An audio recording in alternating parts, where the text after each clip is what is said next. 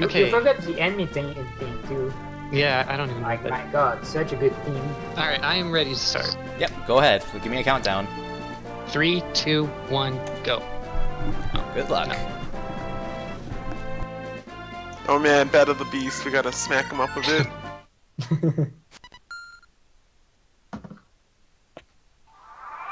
Alright, so I start off by going into the menu to adjust the settings. It's pretty standard. You kind of set movement speed to fast, turn animations off, a couple other things like auto cursor off, so that since we're not going to be using the main lords that much, we start with whoever we moved last, so we don't have to go to them. And one of the things we do that might seem a little counterintuitive is, if you noticed, I set the text speed to slow. That's because when the text speed is set to slow, the little portraits that pop up when people normally talk, you can pretty easily skip them entirely, and that saves about 1/6 of a second for everyone. Yeah, that's pretty neat.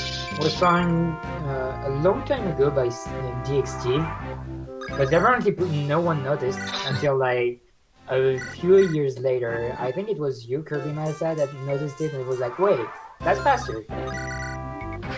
I think DXD brought it up, and I'm like, no way. And then a year later, I'm like, wait, you're right. Yeah, so now we are all switching to that. The only reason you wouldn't want to switch the text to slow is when you are in shops, because shops still have text to slow.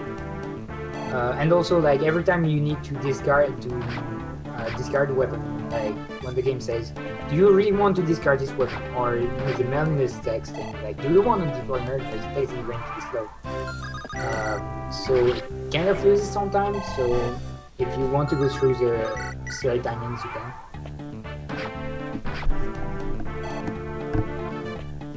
So, I guess, go ahead. If you guys weren't here for the last run, or weren't sure, this is another GBA Fire Emblem game. All of the GBA Fire Emblem games are totally manipulated, so this crit is something that I knew was going to happen. Wow, It's pretty much expected because of how like difficult Hector hard mode can be when you're like low manning the game. Yeah. Some of the enemies in the late game have very good stats and are wielding dangerous weapons, like Luna. Oh god, like, why? Pretty Luna fair on a druid? Why? We'll get into that more later. Yeah, and right now, Lin doesn't have the OP weapon that is a Manikadi, so it was like a 2% crit. Yeah, I think like 3 or something. Yeah, like something ridiculous. While the Manikadi, it would be like 25. Because Manikadi is a good weapon. It's very good. It's got like 20 crit, 8 might, and a lot of hit too. It's way better than the rapier. Considering Lin is the only one able to use it, that's what makes her good. Her stats are not as good as the weapon. And it's basically the main reason that she's gonna be the main boss killer in Lin mode. After that, she's kind of not necessary, but in Lin mode, you don't have as many like super strong units, and also most of the bosses are weak to the Mana Caddy. Yeah, because Manikadi is also effective against knights, whether they are mounted or armored. So that's, again, very good. That's like high crit, high might, low weight, and effective against like half of the enemies you're going to encounter here. Also, it's a sword, and considering you're fighting most of the time bandits, that's better. Also, hi Florina. We're totally going to get some good level ups, right? Yeah, you remember Shauna from the previous speedrun? Yeah, you're gonna see something similar. Yeah, except like this time, Florina is actually a good unit compared to Shana. Like, well, she Shauna actually- probably ends up with slightly better stats, just because I don't get much skill on this one, unfortunately. But she's still gonna max strength and speed, and she's gonna get there quite fast, in a small number of levels. At least compared to Shanna, like Florina definitely has more time to train up, especially because you're doing Lin mode. It'd be a different story if you're like just hopping right into Hector mode where Florina doesn't come super. I guess that if you only do Hector hard mode, without the mode, you would actually like wait for Fiora. Maybe.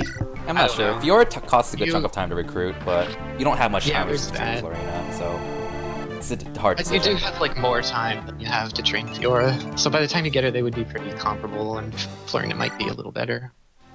Like really, Florina, your flyer after like chapter. So yeah, who knows? Whoever wants to route Hector hard mode, just Hector hard mode, good luck. That's all I'm gonna say. Also, Eliwood normal mode is also available because like there is 2 categories that are routed for this game. We've got Lean Hard Eliwood normal and Lean Hard Hector hard mode because who cares about difficulties that are like intermediate, you know? There's any percent, and then there's I can beat this game on the hardest difficulty just to prove that I can. Pretty much. So this chapter is fun. Dorcas wants to either attack or talk to Lynn. Or like, he wants to attack Lynn, but that's it. So he's not going to attack anyone else. So with this configuration, nothing is going to happen because Dorcas is right there in front of everyone, and since like no one has ranged weapon besides Dorcas, well, we just have to wait for it. Wait for the end. That's Yep. nice. And in case you were wondering, Dorcas won't attack Natalie either. Yeah, she just That's so mean. What if you did it? I'm not taking shots at anyone. Alright. big shoutouts to whoever made a version of this game which is called Dorcas Emblem, where every replaced by Dorcas. Dorcas is the main lord, and the dialogue is different, and it's just super fun. And also, like in the advertisement about this game, Dorcas was actually important. If you've never seen the advertisement for Fire Emblem 7, go watch it. It's very fun. Very stupid, but it's very fun. It's a meme, for sure. Yeah. Is there anything wrong with memes? Why is there a The Dorcas commercial for FP7. Is that actually a hack of FE7? Because I know it's a hack of FE6. Oh, But it's there is I one got right. that. Yeah, right. Yeah, right. I messed up again. That guy's again going to That's go okay. after me. Oh, hi, good level up. What's up? Yeah, so you can expect to see that more or less from Florina most of the time. So compared to Fire Emblem 6, there is more objectives than just take the throne. So this map, for example, it's routes, which is like kind of the annoying maps because you have to go all the way around the map and kill everyone, or you just want to go fast and just kill as less as possible to get less experience and less level ups. But hey, Alright, we got our first thief. His name is Matthew. He opens doors. That's all he does. that's about it. He opens one chest too. Oh yeah, he opens his chest. He does what he normally does in the tutorial. We open some other chests later, but we don't use our own thieves. Oh yeah, we probably did not. Why would he do that? We probably did not explain why Lean Hard mode instead of Lean Normal. True. Because tutorial is not in Lean Hard mode, but it is in Lean Hard mode, which is very obnoxious. Now there is ways to skip tutorials, but good luck pulling that off like at home on your console, because I've never been able to, and I know that Taz does it, and I don't know how it does it. It's doable. It's just kind of a complicated like series of inputs, and you can end up kind of soft locking your game a little. It's also like just really pointless because you have to do it so many times. It's just and there's barely any difference between normal and hard mode aside from like tutorials. Exactly, and you'd have to do it so much it's totally not worth it. Yeah, unless you really hate yourself. Yeah, it's just not fun. So, hard mode. Hey. 1 HP. Yep. So another thing to Have know. you gained defense before until now? Has she? I don't know. I don't care. Those are really funny. I only know 3 stats. They're called strength, skill, and speed. It's a funny thing, because like in a lot of Fire Emblem communities, skill is considered one of the least useful stats, which to some degree is true. It is kind of one of the weaker stats in the game, but like in a speedrun setting, skill is actually one of the most important stats. Because like to be fair, the other stats are important too. It's just they are. You prioritize those 3 because you basically just need to kill everything.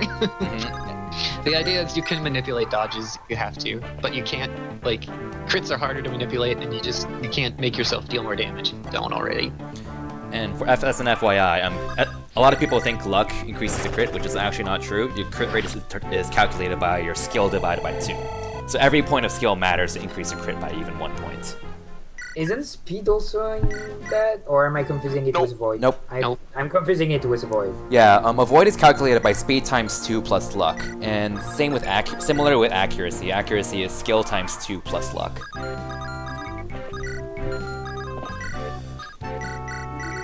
Get Kirby on the SF formula page. Oh yeah. I did make a Seren's Force command in chat. Yeah, Seren's Force is a very, very good site for all stats-related stuff, for all calculation. If you want another site that people probably don't know, it's Eliwood. It's a Spanish-based site, the translation of most stuff, and there is like all the information you need from maps, so chests, items drops, and like reinforcements. Good site. It goes chapter by chapter and it'll tell you everything that's in each chapter, and it's a little more reliable than SF's page on items. Just because they have at least one thing that I know they're missing. They haven't fixed. It starts with M and ends with an S, and it's important. We'll get to that later, I guess. So yeah, that site was Fire Emblem War of Dragons is the full name, but it's just WOD site. Yeah, so yeah, that's right. Don't try this at home. Florina is still very weak. She gets 2 shot by pretty much anything, and we just send her in the middle of everyone. It's still fine. Good job, Florina. You're the truest of waifu. Yeah, Lynn also dies pretty easily here. That bandit has Sword Reaver, which is dangerous because it beats Lynn's sword. You couldn't tell by the name, but some people don't know.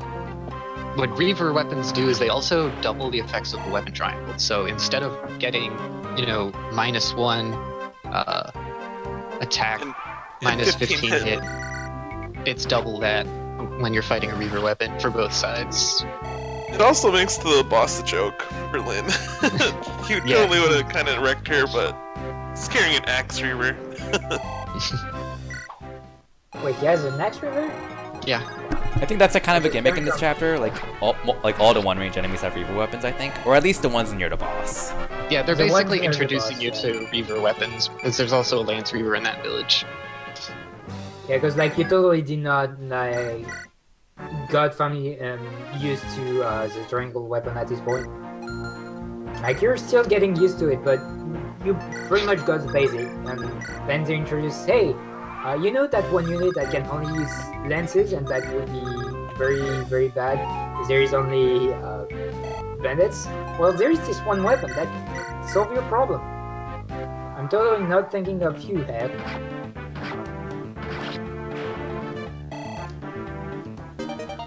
That is going to join. Not join, but be here way later. Anyway, this is a fun chapter. It's supposed to be the introduction to Fog of War, which, you know, you can't see stuff and you go in the dark. But we go so fast we barely see the Fog of War. It shows up just in time for us to leave. Yeah, because, hey, Manekatsu is good. Crit and double damage because effective weapon. Now remember that in the Japanese version, effective weapon deals 3 times more damage, so actually the river weapons gets buffed. So that hit that Lin took on the previous chapter by Max River, Sword River, she would die from it on the Japanese version. Oh, reaver weapons are ×3? No. In Japanese, or is it not? I don't think so. Wait, It's really? effective weapons. So Sword Reaver would be buffed, or Sword Slayer, sorry, would be buffed against like Sword Masters and Heroes. Alright. Reminder that I know nothing and I'm just There's a lot to I'm just remember, playing it's no video worries. games. Oh, by the way, we're on the last chapter of Lin mode. Yep. Lin mode is like, let's just say it takes about 18 minutes, and this hour is like 2 hours. This run is like 2 hours long. So it's almost like an eighth of the run. Yeah, we never mentioned what Nils does. He is a bard, or which we also kind of call a dancer unit. In a lot of Fire Emblem games, you get a bard or dancer unit that lets you let another unit move again, which are pretty important units for most Fire Emblem speedruns, really, for obvious reasons. So, like, you just skip 80% of the map in one turn, just like that. Flyers are also good. Did we mention that? They can Yeah, fly over flyers things. are pretty useful. They can fly over things. It's like it's the best movement type for getting around quickly. The only downside is you're weak to bows and you don't get terrain bonuses like avoid from forests, but it's really good for a speedrun. So something to note, we mentioned the English and the Japanese version. Not only does the Japanese version of the game have ×3 weapon effectiveness, which in our case is kind of bad because that means Florina takes extra damage from our bows, but thrown bonuses in the Japanese version of the game are the same as Fire Emblem 6's thrown bonuses. In other words, are ridiculous. Thrown bonuses are weaker in the English version of this game, which makes Lin killing Lundgren much easier. Like, it actually makes a huge difference here. Yeah. I mean, I'm pretty sure that kill's still not easy yeah. on the RNG. You need to do some silly burns with Florina. Now, something we did not explain during Fire Emblem 6 is the more Energy ring the bigger the pathing is, the more RNs you can burn at a time, because it's kind of long to explain, but like it basically is the idea. The bigger movement you can have, the bigger the RNG you can burn, and so that means that with only like 2 or 3 tiles movement that Florina has, she can only burn like 2 at a time, which is like very tedious. And that's because when you burn the RNG with the cursor, the RNG has to calculate what random path you want to take, and the more movement you have, the more options you have. So the game uses more random numbers from the RNG to produce the cursor path. Yeah, like it depends on the pathing that you're going to take in the end, because like once it's set on a straight line, it's not going to use more RNG. Like basically, it's going to go from the point where you want to go to the point where you want to go, and it's going to calculate like, do I want to go down or do I want to go left, for example. And once it's a straight line, it's not going to burn RNG anymore. Like, it's a very easy algorithm to understand once you have the rest in front of your eyes and actually try to mess around with it. It's also doable with your hands if you just want to calculate the amount of RNG of RNG burned on one turn. Now, that was useful in one of the routing I was doing. I had to count how many RNs I had to burn in one burn manually, because I had to do it on console for a reason we can explain later. So I had to calculate it by hand. It took forever, but it's doable. Oh So yeah, Hector just crits that boss. I like yeah. that. Nice we also crit. We also started Hector mode, so Yeah. that's a thing. Yeah. So the game just got Everybody's a lot less harder. than. All the enemies are now a lot stronger than they were before. And There's also a we bunch get of to random use- Pegasus Knights on this map, even though they're supposed to be bandits. Yeah. I don't know how these guys like maintain like Pegasus like this. Hector mode basically has a fetish for flyers and magic users. They love to throw them at you because they're really freaking annoying to deal with. Especially the mages, because you know Hector is like one of the top tier units. The only problem is his resistance is kind of low, just a little bit. So like the flyers is fine because you know they have lances. Hector has an axe, it's fine. But mages, I don't Anyway. think Hector is actually that great in his own route. It's a different story on like if you're playing Eliwood mode, but for Hector mode, it's kind of like Roy, where he just promotes so late, and by then it's just like, what is he doing? Like everybody else is so much better at this point. So, but he does have to be trained up because his Not solo really. map pretty much. Oh, that's true. Speedrun context. I thought you were talking about me. I mean, yeah, it helps in solo map, but he can actually do decently. Like, Not everyone somebody's has a super Florina that's super hack. Okay. Yeah. This is legitimate. Hacker. This isn't hacked. I do that at different times. Yeah, reminder that every RNG manipulation is a hack, and we're totally not playing on normal game. Yeah, like TR is playing this on an actual console right now. Yeah. I was the only one, the only real cheater on emulator because I don't have a TV to display. Like I can play on my GBA, but good luck for you to see it. Or like I could have my hanging camera in front of the game. I'm on console, yay! Yeah, no. We could just like awkwardly sit behind you and watch you play over on your then GPA like people would do. And then suddenly the camera fall over and you can see like how terrible my room is right now. Anyway. We got a character named Marcus, didn't we? Have we ever explained I him? was just gonna say, someone should introduce it. Marcus. Yeah, Marcus is OP. You remember him from the previous yeah. game? Oh, he's back and better than ever. He's back with better bases and better growths. Especially because TR's gonna super hack and rig him to like max stats. I'm pretty sure he capped strength, right? Yeah. I capped strength and speed. Speed is more of a challenge. Yeah, because doesn't he have like a 30% growth or something? 25. Oh, okay. Tied with some other characters for the second lowest in the game. Ooh. Dorcas and Wallace have the lowest at 20%. Oh, guys. Dorcas! Dorcas, oh my gosh. Oh. I So, wish he was good. But This he's chapter's really terrible. cool because mounted units. Bartra! Oh, Bartra. Oh, he's carrying someone. I'm pretty sure he would have got doubled even if he wasn't, though. Yeah, Bartra has like 3 speed, so it's kind of hilarious and sad. Yeah. He can't even double anything at base, because you need at least 4 speed to double. He literally can't double Loldr's speed with 0 speed. He even gets doubled by some faster bandits in his joining chapter.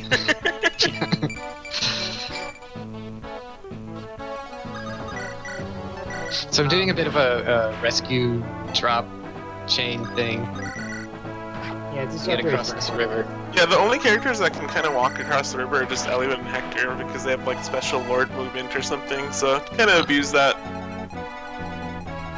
I'm not sure Marcus can move over the river. I'm pretty sure he doesn't. It doesn't make sense. I'm pretty sure horse units can't, unless they're like maybe nomads.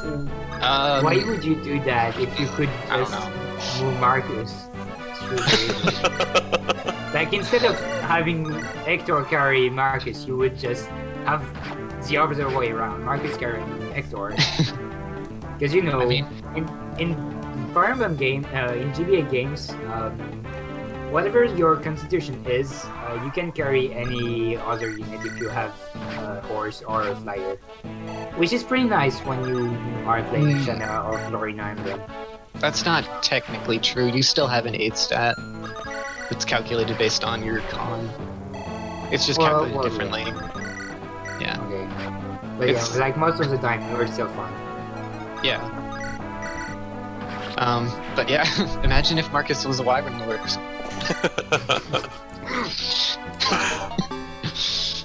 That's hard, man. Oh, Oh. We got our first mine as well, so Yeah. if you guys are familiar with FE7, It's a very One time's notorious ahead. glitch. one People time's call ahead. it the mine glitch, which we'll see that being used eventually. Yeah. The difference in Hector hard mode actually, it's like they realized that there's mine glitch for the thing, so they took out some mines in the game. It's like, oh my god, they can chase more chatters. Okay, let's remove them. It's totally not because like you just get less resources throughout the game Yeah. or whatever. But yeah, so you've got 2 less mines in Hector hard mode compared to normal game. Maybe it's third one because that's guidance chatters, but we're not visiting guidance. That boss is really bulky. You had to 4 KO him. Yeah. With Marcus even, because like Marcus compared to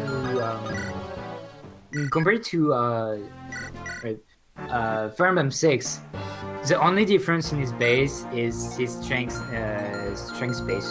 That is like way lower in Fire Emblem 6. In Fire Emblem 7 it's way higher. I said it was 7, but I think that's wrong seeing his stats right now. All you gotta know is his base are identical besides strength. This chapter looks familiar, Yep. It's almost Yeah, like we saw it before. except this It's time around it's its route and- chapter. Yeah, and like Marcus's bases combined with like 1 to 2 range weapons kind of stomps this map. Yeah, the ironic thing is he has 5 weapons in his inventory, and he uses all of them. He uses a different one every turn. Only 2 of them are ranged. Yeah, this is definitely the one-man army chapter. So I This hope is- you enjoyed this music. Yeah, this is the first like long enemy phase of the run. You'll see. That tends to happen with Once we get into the late game. yeah, it tends to happen with rat maps with a large amount of enemies. There's just so many that you have to kill in the game. You can't really make it go any faster aside from kind of avoiding reinforcements. I mean, this map also is like made for route because if you just try to go to an objective fast without killing anything, you can't really do that because it's just like you're going to get through enemies. Whatever you try to do. Oh hey, more Pegasus Knights that aren't there on other difficulty. I mean, there is also like 4 extra soldiers here. It's just, this map is every map is just crowded with enemies in Hector hard mode. Those Pegasus Knights, if you injure them but you don't kill them, they'll retreat back to the forts. They'll go all the way back down to the bottom of the map, and they'll sit there for like 5 turns, just waiting to heal slowly, and then they'll charge back at you. And if you Same keep with them the alive, pirates too. Yeah. The pirates are even worse because they take longer to get to the fort. So it's really, really important that we kill them so that they don't do that. Also, Yeah, and then you have to send like Hector or Eliwood or Matthew to go kill them. Yay! I don't even think they can cross that because it's like an ocean tile and not actually a river. correct. Oh wait, yeah, you're right. You can't. You don't have any units that can actually cross the sea. Yeah, They right. you have some that can go across the river, though. Yeah, right. Alright. Again, I know nothing. It's okay. So we're gonna kill the boss next turn. The boss stops reinforcements from showing up, which is good. Because I think there are more bandits and things that show up. We don't like them. I think he drops a horse slayer on Hector hard mode. I'm pretty sure it's like a silver lance on others, but It's a Horse Slayer's silver kinda lance on other difficulties. the horse slayer's like kind of like a nerfed silver lance, pretty much. Yeah, Because with effective damage, it has the same weight as a silver lance. which is really sad. And like it's very fun when you go for a randomizer and you Sorry, start with one. Like, oh. I'm not going to use that in it too much. Oh no! My cookie fell. Cookie. My box of cookie fell. This is terrible. I'm basically surrounded by cookie on this table. I have like my Wii U, my PC, and then 3 boxes of cookies. I like cookies. Anyway, we're basically just trying to kill time here because we're just killing enemies with this awful music. Yeah, route chapters So- are a nice time to kind of just chill. Oh, go ahead. Oh, so like I'm not 100% on this, but I'm pretty sure the reason why we ended up recruiting Sarah or Urk is because Priscilla auto recruits at the end of the map, and Priscilla's kind of another unit you can use the torch staff with, and Torch probably staff is that useful. later. You'll see why. It's also because wondering. it skips the ally phase, which takes time, and Earth doing random shenanigans. That is particularly not useful. Yeah, I mean, I could have also just like given him to Dorcas, because as long as he's not actively on the map, there won't be another phase. But there's also the fact that we want to go to Kenneth's route instead of Germ route, and I think that you have to have Urk in your party to do that. I don't think you need No, him, you but don't. it's experience that matters. Yeah, Yeah. but I will say, I'm pretty sure it's only experience gained in this mode. So if we didn't recruit him, Dorcas and Barter's experience would be too high. Yeah, because for a bit more explanation, It's like double digit difference or I didn't mean to something say like. that. Like I'm pretty sure the difference is less than 100 between like both tools. And you really don't want to see Gem Chatter. Why? Yeah, Germ Chatter. Why? Because there is Route Chatters instead of just kills boss. well, it's actually a C's, but yeah. No, Germ is is it? route. Is it Germain is definitely route. Yeah. Yeah, there's lots Canada's of a ones. C's, I'm pretty sure. Lots No. and lots Like, of There is doors. there is no throne. Oh, it's just kill boss. Okay. No, it's Wait, route. no. Oh, it's route. Okay, okay. I thought Canada's was C's and Jeremy's is route. What are we talking Yeah. about? Okay, Kenneth, yes, Kenneth is route and Germs is C's. Or fuck. It's like, hello? Who are these commentators? No, God, Germs is route and Kenneth's is C's. I Yes. think that if Mecha actually like tries to go through these vods, he's going to have a heart attack. because- Oh yeah. Oh my goodness. Poor Mecha. I'm sorry, Mecha in Heavens. I'm sorry. About- A bunch of- So about the current chapter, this is a defense chapter. FE7 has a good handful of defense chapters you can't end early, but in this chapter, we have Marcus just killing a good chunk of stuff. Is there any important items we need to watch out for in this chapter while we're defending? I'm pretty sure the only reason why he's killing things is for the Draco shield. Yeah, and it turns out I Yes. don't need it.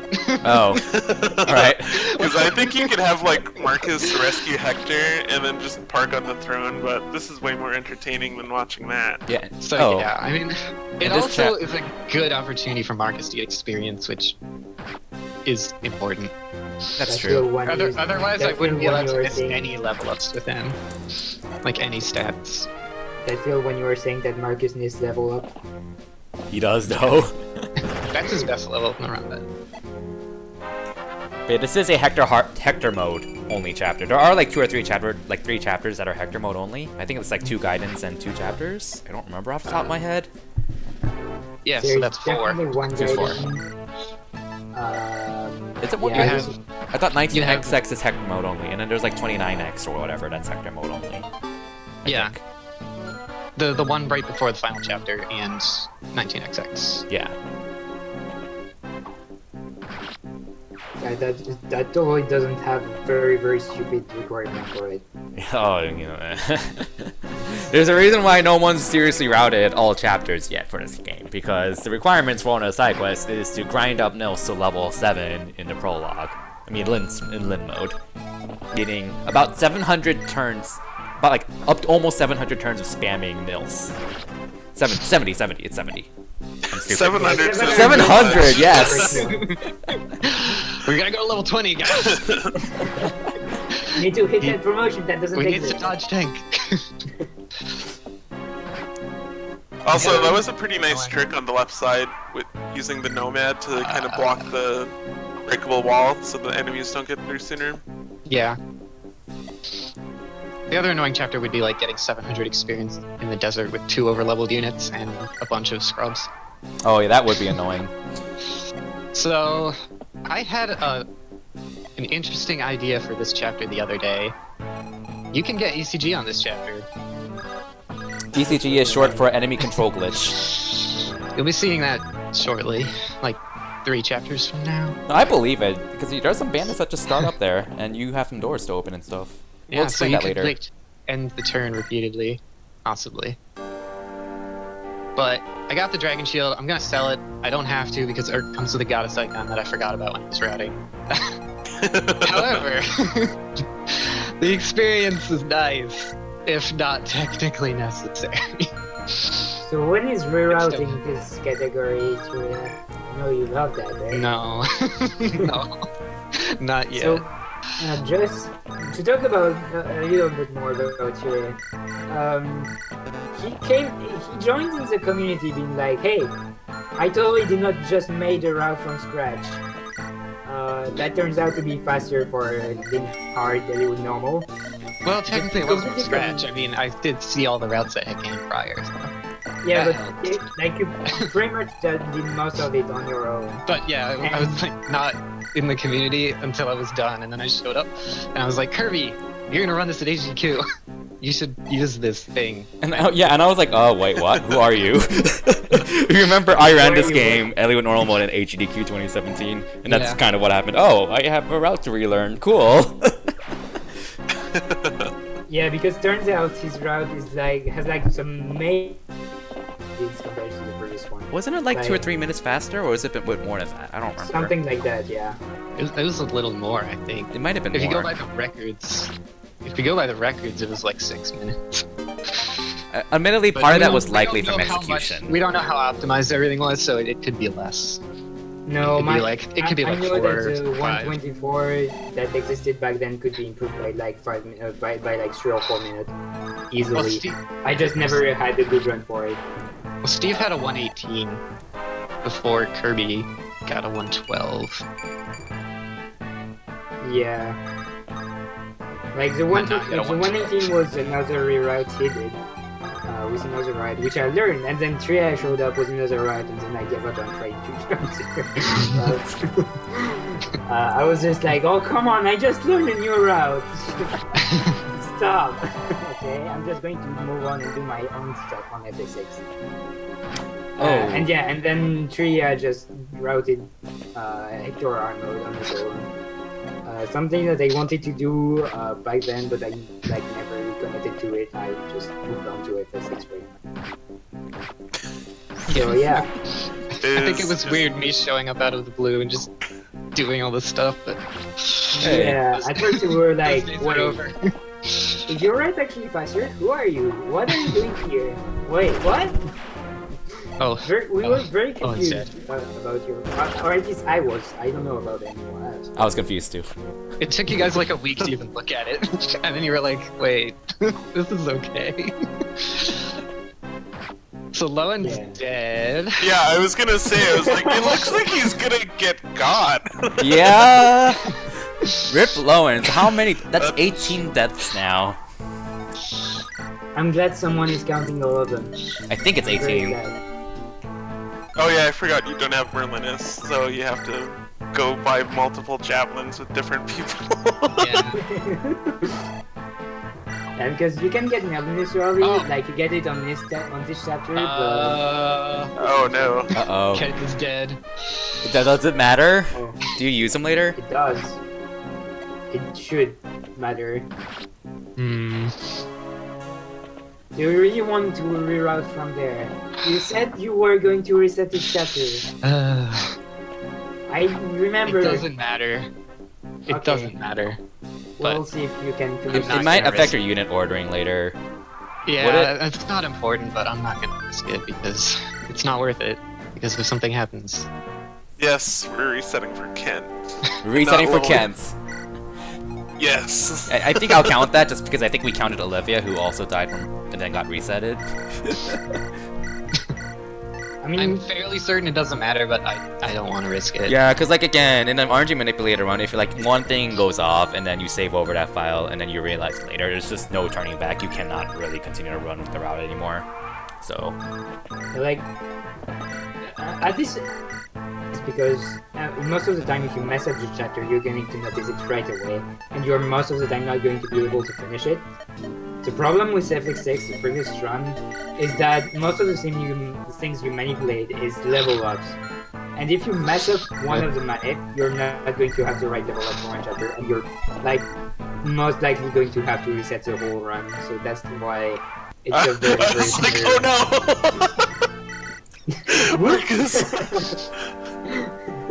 Nice, good job. Good job. It's okay. Good job with Marcus.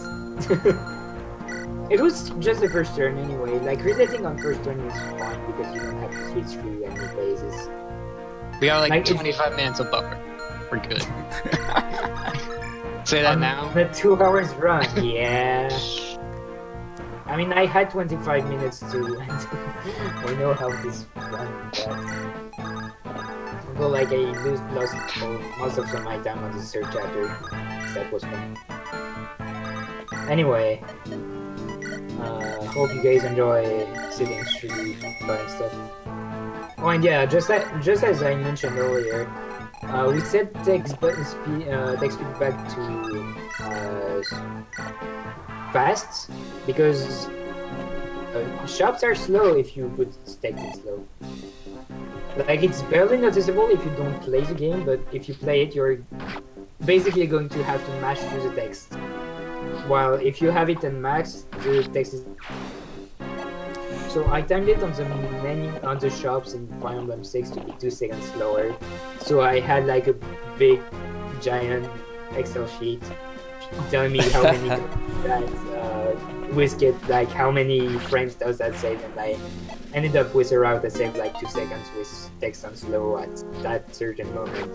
Yeah. Which was fun.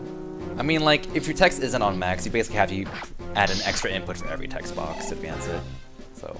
Yeah, that's like about 2 seconds slower, 2 seconds more for like every not too long menus, like 10 seconds menus. I love how he did the Will meme enemy phase. It's like the one thing he's good for, is beating the Javelin Pegasus. Yeah. So my theory is Lowen, the only reason he actually dies is not because we put him in a bad situation. It's because his hair is too long and he can't see. I mean, isn't his skill growth like bad?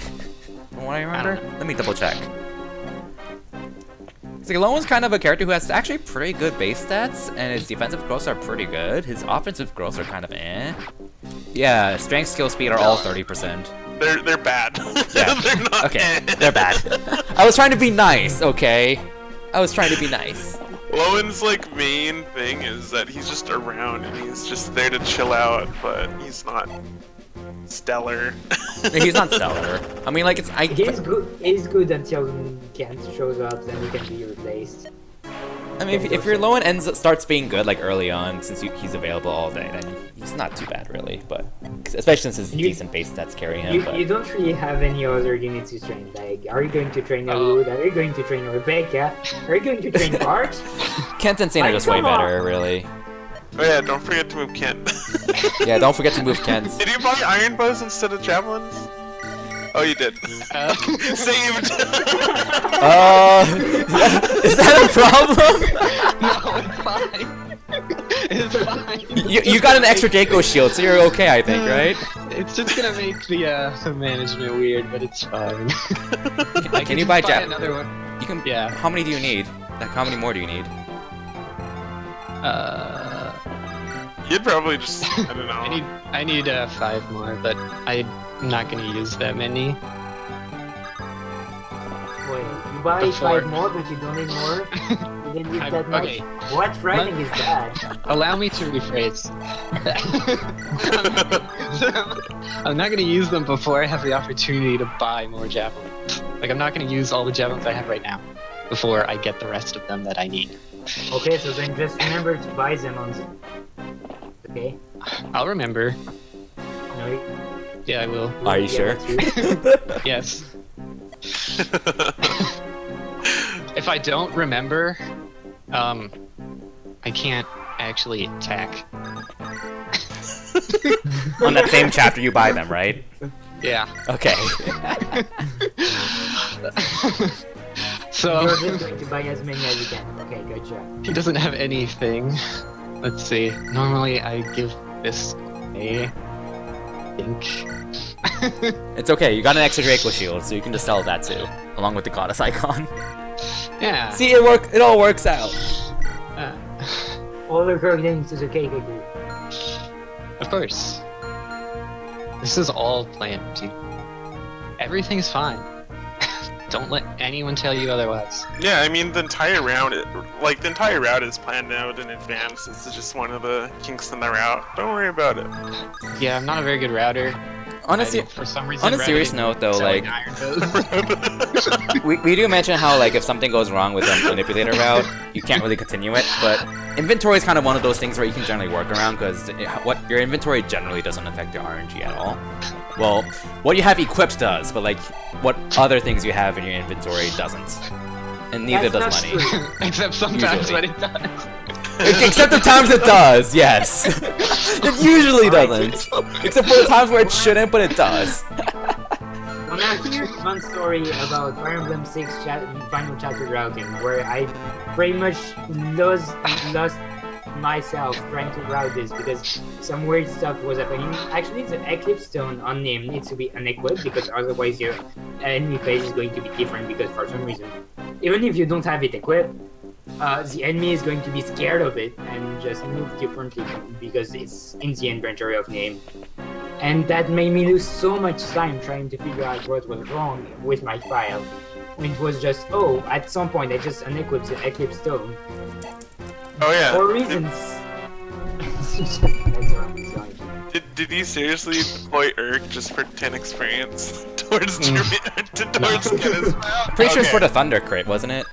It wasn't even a Thunder crit. Oh. That's like No. That's like Dude, what You're only keep good watching. thing Urk is for. just keep At watching. least. Also, Rebecca and Sarah got sent off to the bottom left to go hang out, block reinforcements. Yes. I put them in a weird position because sometimes Send your reinforcements place. stop when you step on them on where they're gonna spawn.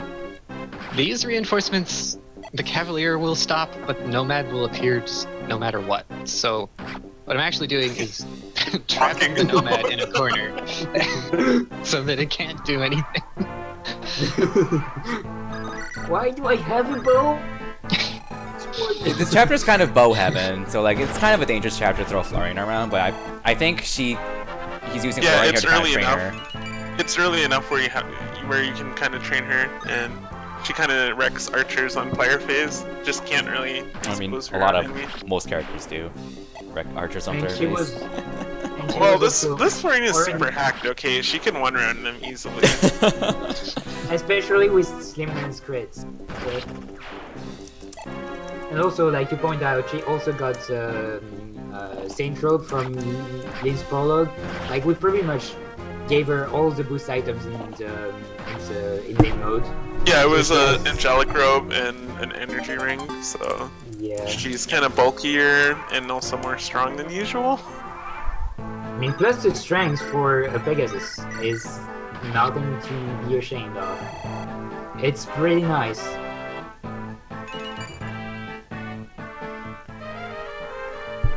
I love how that Hector got a single point of resistance. Yeah. Oh no, I think Raven's about to get kabobbed on the 70. He lives a little bit longer. If he tries to Is that- attack us, he's gonna have to die. Yeah, Raven's one of those units that's Can't get considered away. like a really good combat unit, especially with like the Hector hard mode bonuses, because enemy units typically that you can recruit start with higher stat gains on hard mode difficulties. And Raven has like some of the best offensive stats at this point, but well, he's on foot, he uses swords, and there's no point in recruiting him because we have Marcus and Florina. And he's also not promoted. Yeah, and he doesn't come at a promotion level with a promotion item like Garrick does in FE8. Oh yeah, Garrick is used in FE8, no worries.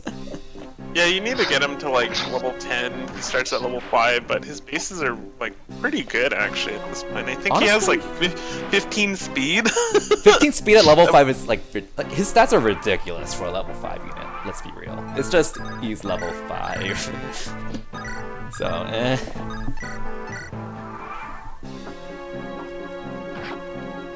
Oh, yeah, like basically he's usable casually right away. You don't need to baby him, but I think well, LTCers typically still rate him relatively high. Like, I mean, especially considering he's not mounted. I mean, not like close to Kent or Saint or Marcus, but still pretty decently on tier lists, I believe. But yeah. Alright, so fun stuff about this chapter. If you have all soldiers alive at the end, you're going to get a ruby. But if you only have one, and you also get like, and if there's also if there is only one soldier alive, you're getting the chance, at least one soldier alive, you're getting the chance to get the gated chapter, or you get Kenneth, good druid, the only druid in the game, and also you get a mine. So obviously you want this mine. But You get a mine for only exactly one green soldier, so TR is going to be killing off 2 of the green soldiers intentionally, or letting 2 of them die intentionally, so he can get a mine. Yeah, because they're still like very good. They're lolgers. Soldiers in the GBA Fire Emblems are pretty pathetic. I was like half expecting you to double back and just bop that Night Crest Thief, but feels bad. My inner casual kind of just died a little inside.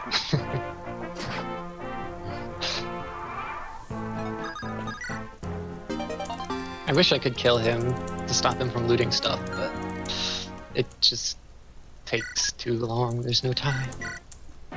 Alright, so this is a chapter where I'm gonna be purchasing my lost Don't javelins. forget your javelins. Don't forget your javelins. Can't Don't forget forget your them. javelins. It's not possible at this point. And don't forget buying enough. Marcus can't fight without his weapons. Yeah, but don't forget buying enough if you don't have 1, enough. 2, 3, 4, 5. Wait, so do you make the shopping trip normally in the normal route, or no? Yeah, but Okay. 5 javelins, I'm good. And There's no actually, weapon right now, so obviously. Goodbye, Draco Shield. Buy Draco Shield! also, I can technically make it with less, because I could use Heath's javelin, which I actually don't use. I just buy this many because it's more convenient for routing, like menu management. Oh, you can enemy control glitch this chapter. You can also steal a promotion item for Florina on this map, but it's probably not fast to get it. Yeah, Okay, I so know. Have maybe to Really? pay the Pegasus Knight. There's also Did you no explain- point promoting her early because she wouldn't level up as much and she kind of needs the stats to kill things. So it's not really worth it. Did we ever explain how ECG works? Because I think this is coming up, and we Ooh, yeah, I could kind of. Yeah, you Yeah. guys should start going over that because we're gonna get the first instance of it next chapter. Yeah, so I can go ahead and explain it. So ECG is short for enemy control glitch, and a lot of people are familiar with what's called the mine glitch in this game, which is actually one of 6 known methods of activating ECG. Surprise! This game and Sacred Stones are broken. But, so what happens when you drop a mine is, when you drop a mine, the tile that the mine is on turns into what we call an actor tile. And when an enemy ends their turn on an actor tile and you reset, then you activate enemy control glitch. So in the case of a mine, when an enemy steps on the mine, their turn instantly ends, which is why when you reset, you can control the enemy. Now, in the Fog of War chapter coming up, TR is going to blitz a thief that's carrying a torch staff, and when the torch staff is a staff that you can use to plant a torch, basically, a magic torch on a tile, and have vision. But what that actually does is you turn that tile into an actor tile as well, and then you can activate enemy control glitch off of that same tile. So this is both more and less flexible than the mine glitch, because when you use a torch staff, the torch tile stays there for several turns, which will be relevant later on.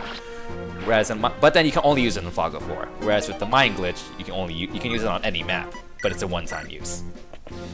But And those, there is a yeah. way maps used to. And there's another interesting method of ECG where, like, basically if there's some sort of tile change on a map, such as opening a door or opening a chest or visiting a village, then for some inexplicable reason, the upper left corner tile turns into an actor tile. And a cutscene in the pirate ship map actually activates that. So you can activate enemy control glitch off of a Pegasus Knight in the upper left corner on pirate ship. So this is why we kind of dubbed it corner ECG. It's not used in a speedrun, but you can ECG almost every chapter in this game because of it, I think. So it's kind of funny. Yeah, there's like only 4 chapters or something where you can do that. It will be used in Sacred Not Stones. corner ECG specifically. Yeah, you like could get ECG on every chapter except 4 of them, but not in the same run. You can only do 31 in one run. Only 31. Although, what are the other methods? Because I only knew of 4 that I could remember. Okay, Figured so that there's the mine glitch, there's torch glitch, there's the corner method we mentioned, there's the snag tiles, which is impossible in a speedrun because when you knock down a tile, this only works in skirmishes and Sacred Stones where you can activate. Doesn't work in this game. It doesn't work in this game because a tile that a snag used to be on, that's an actor tile, but only in skirmishes. And the 2 more methods that are the fire trap tiles. There's like only 1 chapter in this game in Sacred Stones where there are fire traps. Those are all actor tiles. And then there are Gorgon eggs in Fire Emblem Sacred Stones, which the tiles, when you kill an egg, that turns into an actor tile. Which is why like the egg chapter in Sacred Stones is like enemy control glitch heaven. so. Well, The thing also, about The goal of this chapter is defeat boss. That's all I'm gonna say. yeah, and it was really nice. We did a kind of a trick there, to just convoy warp the torch staff instantly to Merlinus so he could access immediately. His Florina was really far down and kind of out of range for a trade, so magically teleporting staffs are pretty cool. we also rearranged the inventory of Fuhai so that he doesn't drop his Orion Bow, which we don't have any use for. He drops a Killing Edge, which is like very useful. Mm-hmm. And also to Forgot point to out. wait. To point out something, why does this not work on Fire Emblem 6? Well, differently in Fire Emblem 6. It is just like a normal torch. There is no mines in Fire Emblem 6. And then for the other methods, I believe that it would be possible, but I don't think so. You can need to... I tested the corner ECG in FE6, it doesn't work. Oh, okay. Yeah. So I guess it does that. I feel like actor thing doesn't actually exist. Yeah, I don't think it exists in Fire Emblem 6. I want to test it more, but I feel like this game and Sacred Stones introduced some mechanics, which makes sense. They introduced snacks and stuff, which introduced ECG, which at Fire Emblem 6 did not have. So that's Yeah, what because I'm like thinking. if you also try on fire tiles, it doesn't work. But that's also because like it's not going to. The game also is not going to wait to see. Hey, this unit is on a fire tile, so I need to activate it. No, it's just going to activate at random places. So yeah, you can TCG in Fire Emblem 6. I'm sorry, so that's why we went glitchless on the previous run. But we're going full glitches here. Yes. So Grendor on Fire Emblem Universe made a hack a long time ago that disables all forms of enemy control glitch. So he knows how it works, in theory. I haven't asked him about it yet. Someday I'll get around to that. I was kind of like interested in looking into it, but I've been busy doing other things. But yeah, it's basically 2 bytes that he had to change. It's like the return value of some function that just makes all of them possible. So I'm guessing FE6 just didn't have that function. That's what I'm or thinking. Didn't return that same thing. It's basically good programming. That's all there is to it. Oh, so this is Dragon's Gate. It's Yeah. It's like one of those peak climax chapters where you have to kill Darren, or whatever his name is, the King of Lost. He wants to rule the world. And this chapter's goal is to seize. Yeah, it's kind of the build-up of all the story in this game. It's just bad you just betrayed everyone. Like this is probably where our father, Eliwood's father, you know, it's kind of the objective. Find other right so far. Too bad he doesn't realize that he's getting totally used. Darren. Yeah, and he's going to die. Even though we kill him, he's going to die later by random cutscenes because reasons.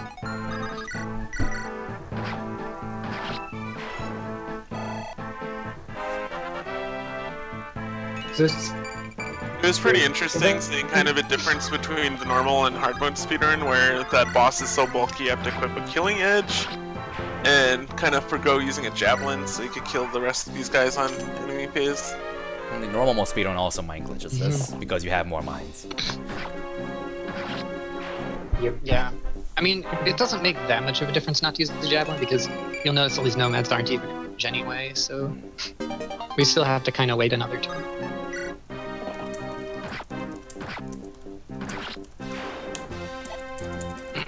But So- in any percent we mind glitch this, it's just we have less mines, so this is one of the chapters that had to get cut from mind glitch status.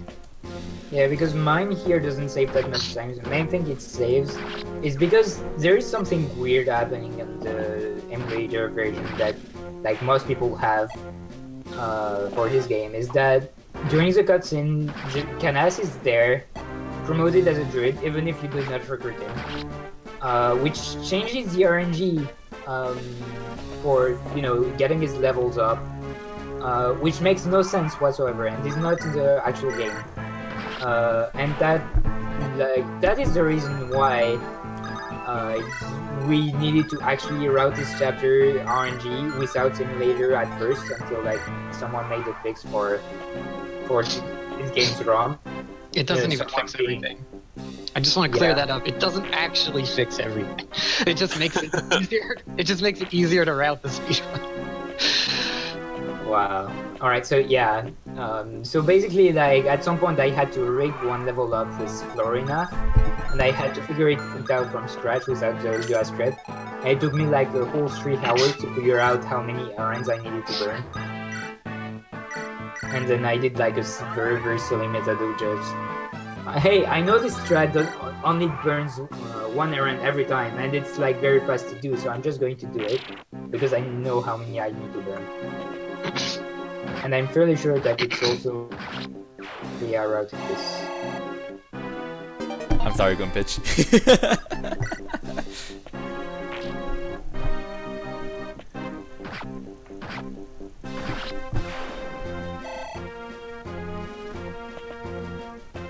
Man, watching this chapter is so weird. Like, I'm so used to mind glitching it in normal mode route that it's just so weird to see it I know, right? have long enemy faces. Yeah. It's kind of painfully slow. And also Florina killing stuff. Yep.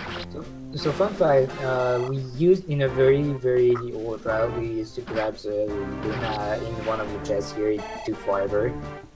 So it's one thing that I believe that it's something that they still took out in this routing.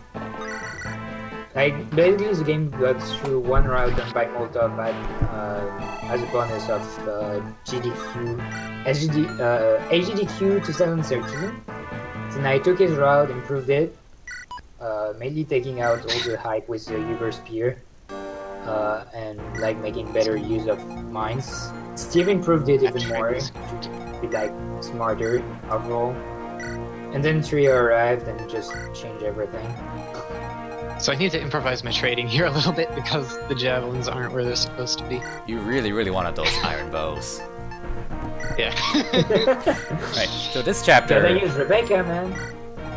This chapter is another Fog of War, and I believe we'll be using Priscilla for this, which is a character we recruited in a cutscene skip in the chapter with Urk. And she's going to be using the Torch Staff so we can abuse enemy control glitch again. And this is a defeat the boss chapter, so the goal will be to basically move the boss closer and to skip a lot of the enemy movement so we can just blitz the boss quickly. Now I believe there is a way to one-turn this on Hector Iron mode because the boss spawns at a way more convenient spot. I think so. Might be a 2-turn. Like I know remember. it saves one turn compared to you can save one turn compared to Yeah. Eliwood mode. You need 2 promoted flyers, I know that. do you? Wait. You need 2 8-move units. You can have a paladin, but you need a flyer. Or something. Oh, so there's a village. For the one turn of this map? I think you just need promoted Florina or something at this point. Yeah, that would work. Speaking of promoted But I Florina, think- he just visited a village that gives him the Elysian Whip, which promotes a flying unit if they're at least level 10. And Florina's level 11, I think. So 11 or 12. yeah, just enough. That switch to Marcus was painful. I know. I just got lost. I'm like, this is not how I'm supposed to get to Marcus. Do it again. So, something to mention about video games, we never actually mentioned it, but if you press L, you're going to go to the next unit on the list. So, like, every time you go in the prep menu, you know, there is that list of units. And every time you press L, you're going to switch units. So that's very convenient. If you press R to go to the portrait and press up, you're going to go up in this list. And if you are on a tile where where you're not selecting any character, you're going back to your first person character, which is usually the road. So that's not true for Fire Emblem 8 though, which is actually like pretty convenient. So yeah, that's also some fun stuff. Now you can also move directly to the unit you want to get to. That's overall most of the time faster because there is no camera movement, but it's way harder to do consistently because pressing B and doing movement is like very, very, very hard to do. I tend to try to do it more because I have the hang of movement, but it's like about the same in the end, and it's between consistency or like potential fast.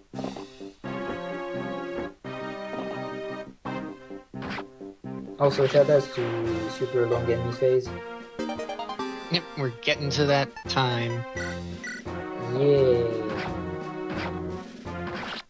The really long enemy phases, I would say, start basically at chapter 25.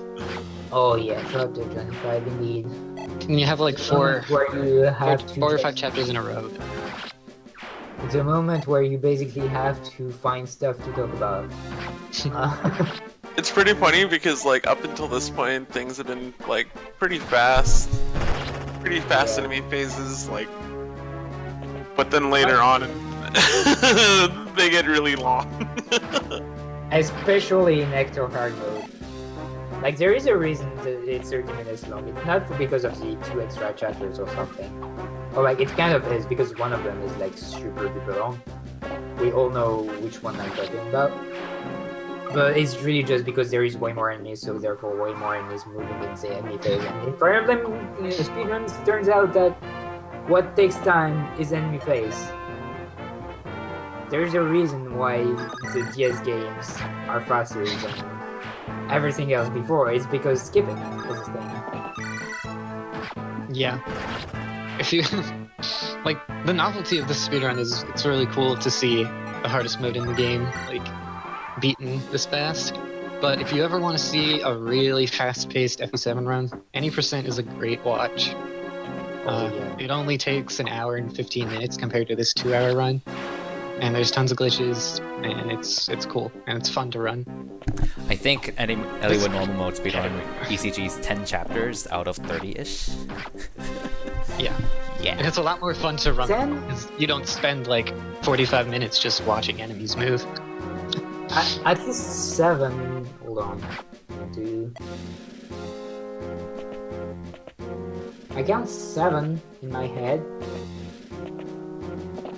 I count 7 ECG. But like still, out of 31 chapters, that's a lot.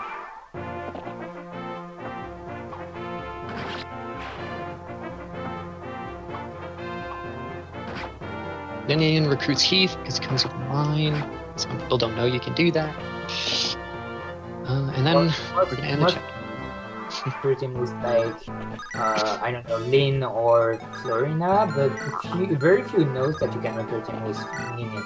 Because for some reason, I think it's like wrong on sameness. I don't Might know. not be, but I know that back then I was very sure it was possible. So that I just want to point out that that level up with Marcus was a little bit noteworthy. Only Net- strength. Only Wow. strength is the first level up that he didn't get strength and speed, and and it's important. He only he only misses. I think that's it. He only misses like those one time because the other one he misses, he's already got cap strength. Oh yeah, on Hector Hard Mode, if you haven't played this difficulty already, this map's the Fog of War. Yeah. So if you didn't like Arcadia, this map is also kind of bad for similar but also different reasons. It's good in I a mean- speedrun because torch. Yeah. Yeah, Fog of War Well, it's makes still a more really sense. big map with like a bunch of enemies, so it still sucks in that regard. It's still also, you have to memorize where every single one. And route chapter. You can't see like 90% of them. Oh, the And, boss like- kind of starts like right in front of you too. Yeah, he So if doesn't you slow- if you move like just forward a bit with your flyer, just like, oh hi there. Yeah. You're dead because Flyer has lance. Oh.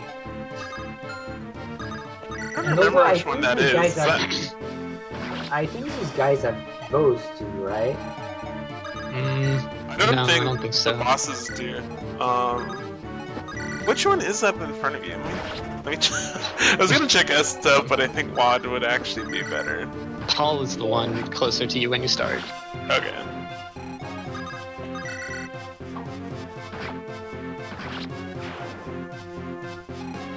So, and yeah, for those who don't know, or like not familiar with the game, to get to the Gaiden chapter after this one, you need to get 800 experience. So it's So- basically Oh, it's even worse. Paul starts really close to you and he has a killer axe. Yeah. so The irony yeah. is he's gonna die to one. If you want to get the Gaiden chapter here, you actually need to like make sure that Ben doesn't feel too much stuff, because otherwise you're not going to get that much experience.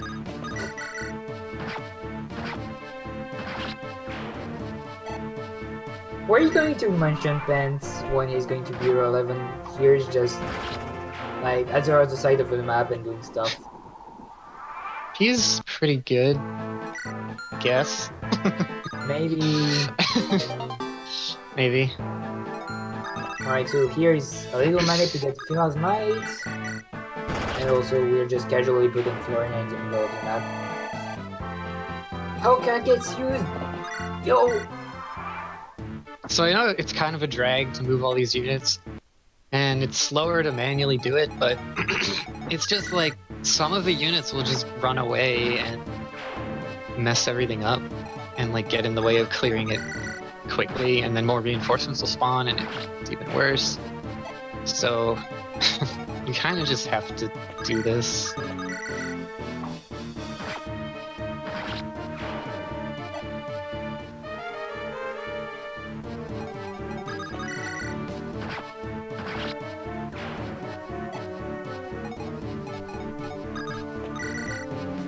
There's still quite a bit of unpromoted enemies that you're fighting at this point too. Even like way further into the game, there's still unpromoted dudes. I mean, I'm pretty sure that on this map there's only the two bosses that are still promoted. And they are scary, man. They really are. What is this? Freaking Oh, that's not good. Yes, Uh-oh. there is a randomizer for Fire Emblem GBA. I mentioned in the chat earlier, but like if you look it up Did you On attack Google. an enemy out of order? Yeah. if you look it up on Google, you can find it. It's a .exe to download, and you can randomize pretty much everything: classes, weapons. You can also randomize bases, growth. You can randomize movement too, and constitution. I really don't recommend randomizing movement and constitution, because then you can have like units with one move and set, and like one class like bandits having 9 movements. So yeah, it's not fun. Or like it can be fun, but not very long. and it works on all GBA games. So you can look it up, and you can do pretty much all you want. It's very fun. Yeah, this map is really hard because you have to manually have you have to manually select the enemies in the fog to attack you. Yeah, And unfortunately, if you attack out of order, it could mess up with the RNG and And kind I of mean, screw what the I- rest of the map. What I did was I forgot to move one of them. Like, Oh, okay. I forgot to attack with one. Yeah, you can't see like in the I fog. can't Like see you it, can so, like, you can my- select them, but you have to kind of memorize where they're at. It just slipped my mind. Because there's a lot of enemies in the fog here, so yeah, it's easy to like just forget one of them and just like, oh, okay. Also need to be careful with how you use the RNG and make sure you don't burn anything unintentionally, because in player phase, when you do a misburn with the RNG, but as long as you don't commit to a move, you can typically just reset it and start over, because the game doesn't autosave RNG burns. It only autosaves if you commit to an action like rescuing or attacking. But in the case of and if you ECG, do the same here, it's just gonna get rid of enemy control glitch, and you won't be able to move the enemies anymore. yeah, so you just cannot reset at all during enemy control glitch. Let's hope that didn't do anything. so. Yeah, pretty much all you gotta know is ECG is both a curse and a blessing, or rather, it's first a blessing and then a curse. Because I think it's really just a curse of fog of war in this case. I mean, Ah, Cog of Destiny is very fun with our animation control ratios, all those units we need to move. Like, it's both very fun to do because there's so much to do, and you don't just sit for 10 minutes while doing nothing. But at the same time, you actually have to be careful. Oh, so I- TR just did kind of a RNG manipulation there with finding a desert item and let him instantly find the Billis Might. I'm really scared right now because I think the RNG might be screwed up. Yeah, but it looks good. If you got a crit, it looks good. Yeah, but he's also got a high crit rate. so- Yeah. So Killer Axe, but those Berserk, it helps. But I mean, you should be fun because, like, I was looking for something that Paul. you- I was like, are you scared of Paul's Killer Axe critting? But no, he's gone. no, like, See, I the, have an the extra thing javelin. was- Yes. The thing with movement, Must have something break. we also did not mention, the reason why we are very careful with our movements. We don't do diagonals movements. You don't do that because what can happen if you do that diagonals is you can burn RNG and you are not sure how much you burned. You can also not burn any. So like it's basically hey, I don't care about my RNG burn. Was he So every supposed to time you one-shot a see mage? He's supposed to break his javelin archer. Oh, okay. I was just figuring like maybe I don't know, a mage was supposed to attack earlier, and then it would have broke there. Is Marcus supposed to be full on like have a fresh javelin or something? No, like the problem isn't about Marcus' setup right now. It's because at some point he did the diagonal with the mage, and obviously you can't reset because enemy control glitch. So, like right there, this weird movement he did with Marcus wasn't a straight line.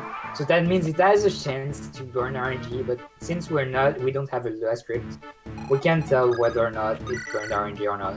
Now there are a few occurrences where you can like do diagonals and it's not going to burn any RNG. It's really, really rare, and it means that basically there is only one pass possible for his one move, so the game doesn't actually calculate the bad thing that you're going to take. But pretty much to know it, you either have to know the inside out of how movement works in this game, or just have a Lua script in front of your eyes and test it with a bunch of time. And like, when I say diagonal, you might be thinking, hey, just go from like point A to point B with all your movement. It can also just be when you do two types of movement, like one up, one right. It might burn one RNG, and you won't know. You won't notice. There is no way you notice. RTA, or like even there is no way you notice. You notice it. unless you have a glass grip, or it's not possible to burn. So yeah, don't do that on diagonal, kids, if you want to run Fire Emblem games, or you are crazy enough to risk like us, I don't know, 80%, 90% chance to burn RNG on the leaf.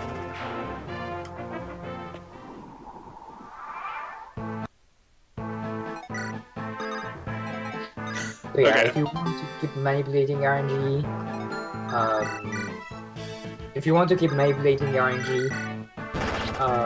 just don't do diagonals. If you don't care about the RNG anymore, you can do diagonals. That's about it.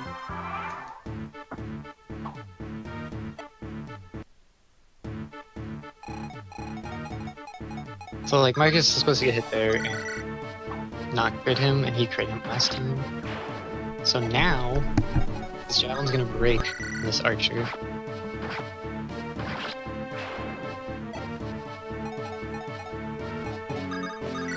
Like, I don't know. It sucks, and it looks like I'm resetting when nothing's been lost, but I know the route well enough to know that it's probably not gonna work. It's not worth saving over if it's gonna get messed up. Yeah, like again, the RNG manipulator routes, if anything, for the most part, if anything is even a little bit off any save over that file, your file's pretty much done for. Like you likely cannot finish the run reliably anymore. So it's I worth mean, Like you absolutely know everything about how everything works, and like it just demands so much work to just figure out on the fly, hey, is this mistake actually going to work out? You can't do that on the fly.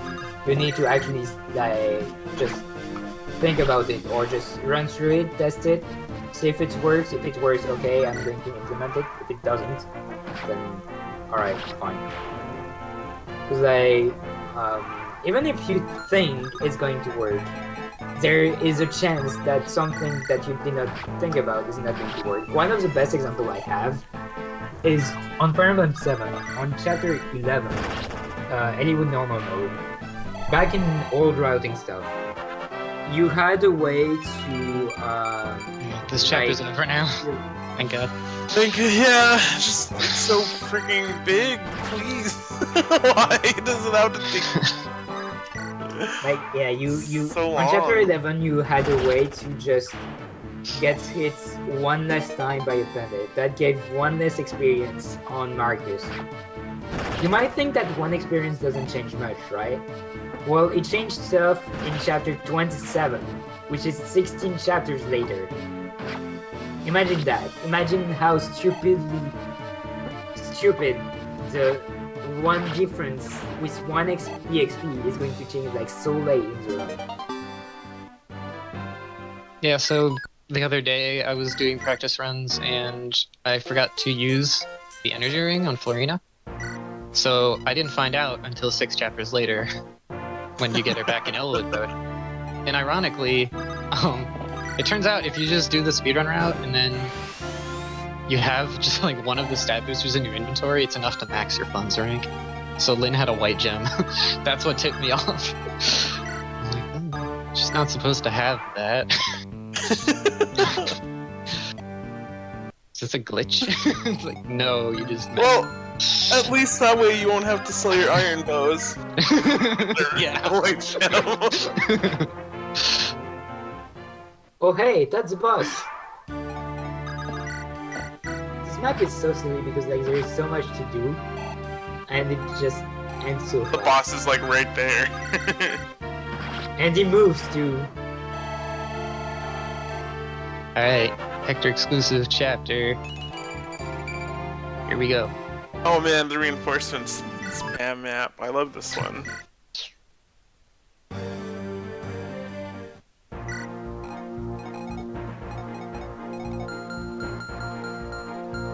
This chapter is pretty neat. The goal of this chapter is that you basically have 3 seize points and you need to get to all 3.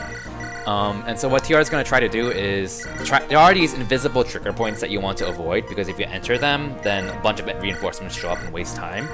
So he's going to be trying to spread out some units to just remain outside of those trigger points and then try to seize all 3 buildings at once. We also got a new paladin actually a few chapters ago named Isadora, and she's really useful. She's basically a faster, weaker Marcus in a sense. Yeah. But she's also a paladin, and she's good enough to kill a lot of stuff, and she has a lot of movement, so she's very useful. Yeah, she's basically just gonna be bandit killing for this chapter and the next one. Originally, I tried to use Lynn here, and then I realized I had Isadora. That I mean, Lynn that's XP and bad. everything. It works, but is it fast? No, because I had to get her strength level ups. or crits. And Isadora just isn't strong enough to do it by herself without needing excessive luck. Yeah, the only big problem that Isadora has is her like durability is very, very bad. Unless you give her like Stain Robe or a Jericho Shield. She or, joins you with an angelic robe, which is convenient, right? That's pretty much like if you want to use Isadora, use that angelic robe that I'm carrying, or otherwise give it to whoever you want. She also has relatively low strength. Well, her strength's generally good enough if you use stronger weapons, and even though her constitution kind of sucks, she has enough speed to balance that out for the most part. Because as a mechanic we never directly explained, if you use a weapon that's heavier, whose weight stat is heavier than your character's constitution stat, then whatever the difference that is, you will lose that much speed with that weapon equipped. But if you have a lot of speed and in low constitution, then that extra speed still gives you the leeway to use heavier weapons despite losing that speed. And Isadora is kind of one of those characters. It also helps that a lot of the unpromoted enemies are kind of slow in this game, so Isadora can still frequently double enemies, even with sort of heavier weapons.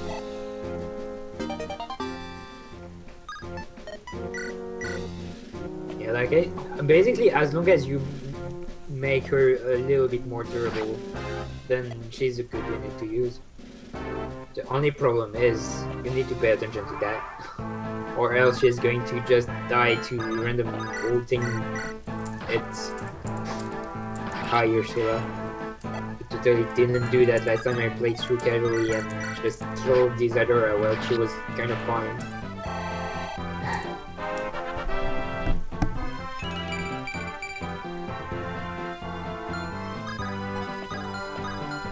And yeah, what Kirby said in chat, Constitution is pretty low for Florina, but she has the speed to balance it out. Okay, so basically, you notice those pirates at the bottom left spawned last turn? That's because I stepped into the area vent down in the bottom left that triggers them. This Isn't turn, it very big? Like, you can't Yeah. really avoid it without using fire. it's very big. In fact, the spot I dropped Isadora on the first turn is one of like the only spots beyond the river that doesn't actually trigger it. So I stepped into the other two last turn as well. So a bunch of reinforcements are gonna spawn. Yeah, like the game really makes sure that you trigger this reinforcement, but still leave some rooms for not respawning them somehow. No, you don't get the buttering in the speedrun. There used to be a route that used that, but oh wait, no, there were It might have no been a routes that draft used race. It might have been a draft race strat. Body ring Luna. Yeah, I know it was like I'm actually thinking of the multi-segmented run on SDA, It's like- and this was like a strat that I had when I Oh. didn't know about the RNG manip back in the days where I was beginning running this game, like in 2012 or something. Very dark era where I finished the game in RTS, I think in like 5 hours and felt like it was a speedrun. Body ring Athos is a pretty solid meme. It lets you double Yeah. the dragon and a couple other bosses. Yeah, it was a good strat. I was very proud of that in my RTA routing. Just turns out that getting the crit is faster.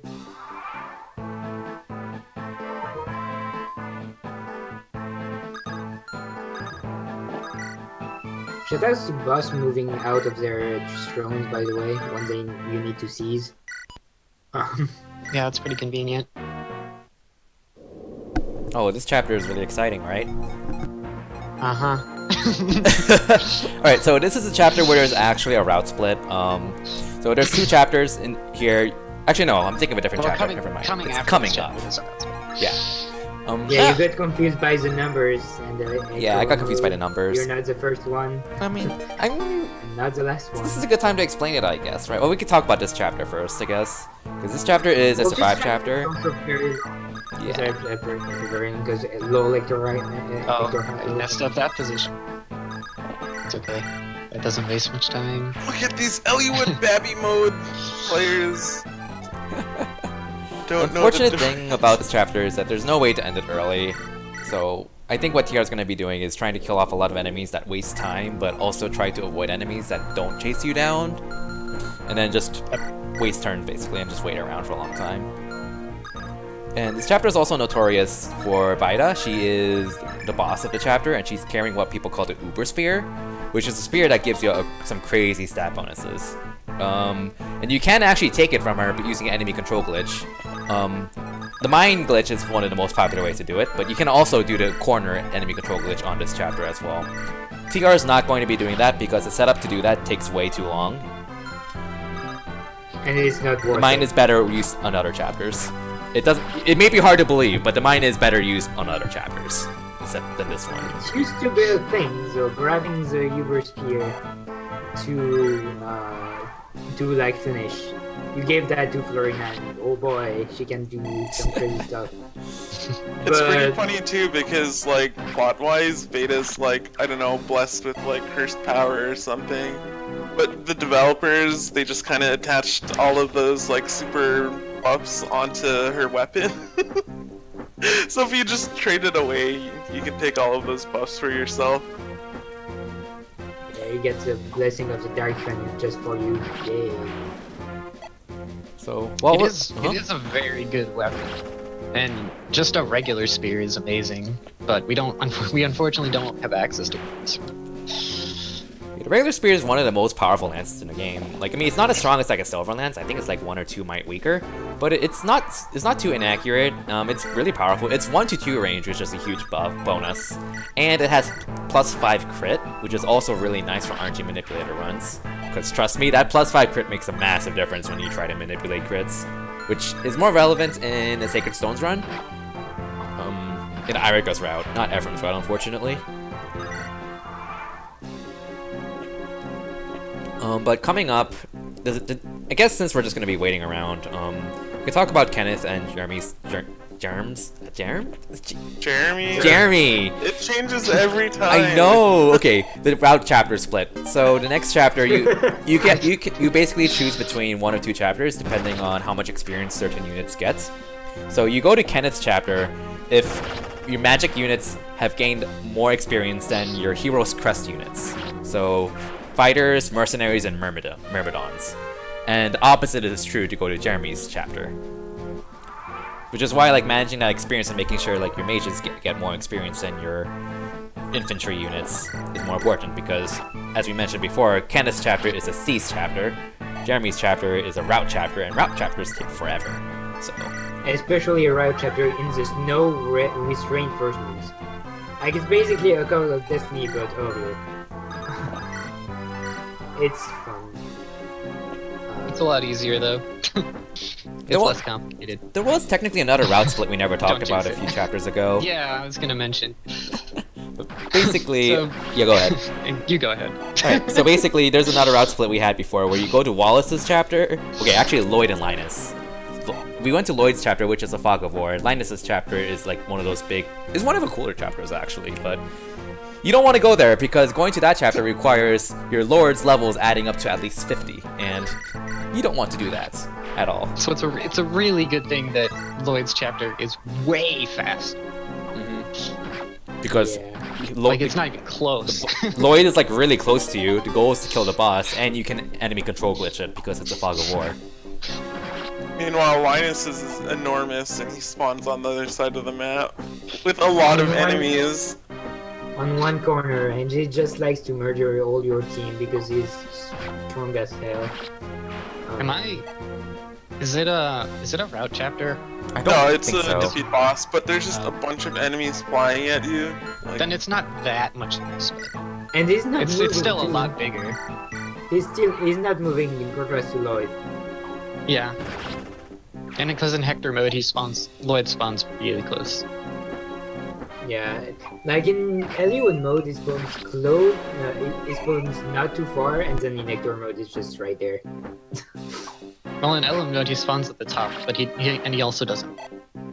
Also, shoutouts to Wyvern is doing, I don't know, a picnic or a festival or something next to the castle. Yeah, so this is my favorite AI in the whole game. They're just love having them. fun, man. They're just congregating, having a good old time. Oh, and yeah, to note that on the other chapter, like, you either have to choose between Wallace, which was like the general that you could, the knight that you could see on Lloyd chapter. Otherwise, you get Geets, or I don't know how you pronounce his name. He's the only pirate in the game, but he's there. Well, Dart is the only pirate. Yeah. Oh yeah, right, Dart. Getz is a warrior. He's the one you Okay, use. I still know nothing about this game. I haven't been to Geets in chapter for so long that I completely forgot about Dart, who is like very good too.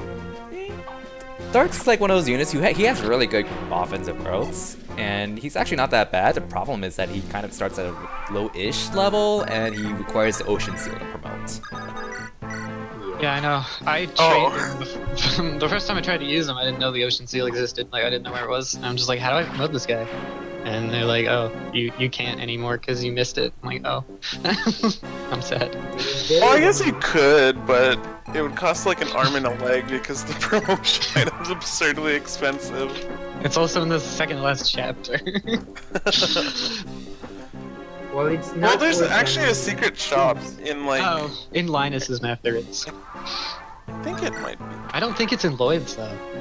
There is one in Lloyd's. There's like one above Yeah, the arena. but I don't think it has the Ocean Seal. Oh. You Actually, got yeah. the 26 gate, and I'm pretty sure there is a super shop having also a promotion item, including the fell contract, which is. Oh, okay. I know where I'm thinking about. It's in Sands of Time. You have to warp to it for some reason. Oh yeah, that one. Nice. Yay! They made a square. I don't know how to say the word in English. At the bottom, they made a cute geometric figure. Diamond? Diamond, yeah. Cause like we got this weird name in French. It's not even close to diamond. It just exists. I don't even know why it's a thing. But yeah. Alright, so yeah, they made a diamond.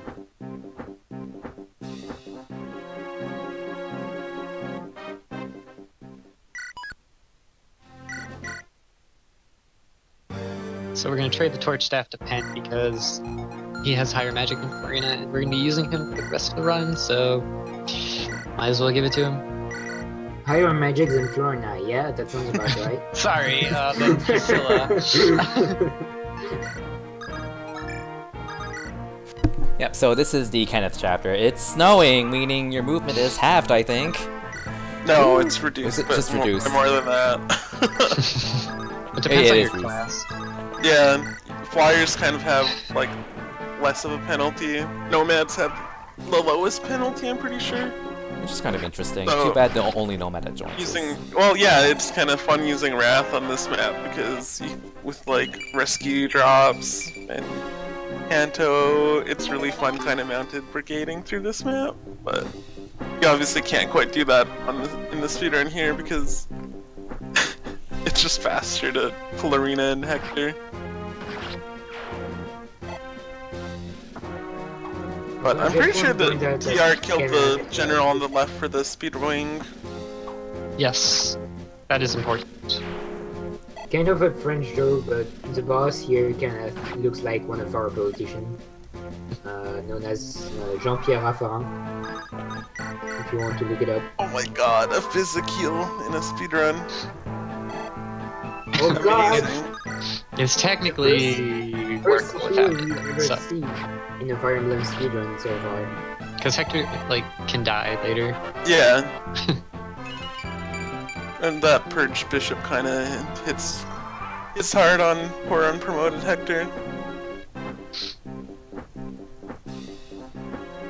Like, remember that Hector has like 1 resistance right now? 2. He gained a point of resistance, don't you remember? You gotta level up with only resistance. Ooh, it starts at 0. What's it? I don't remember. Maybe. Yeah. Well, I do know. I remember seeing the 2. So.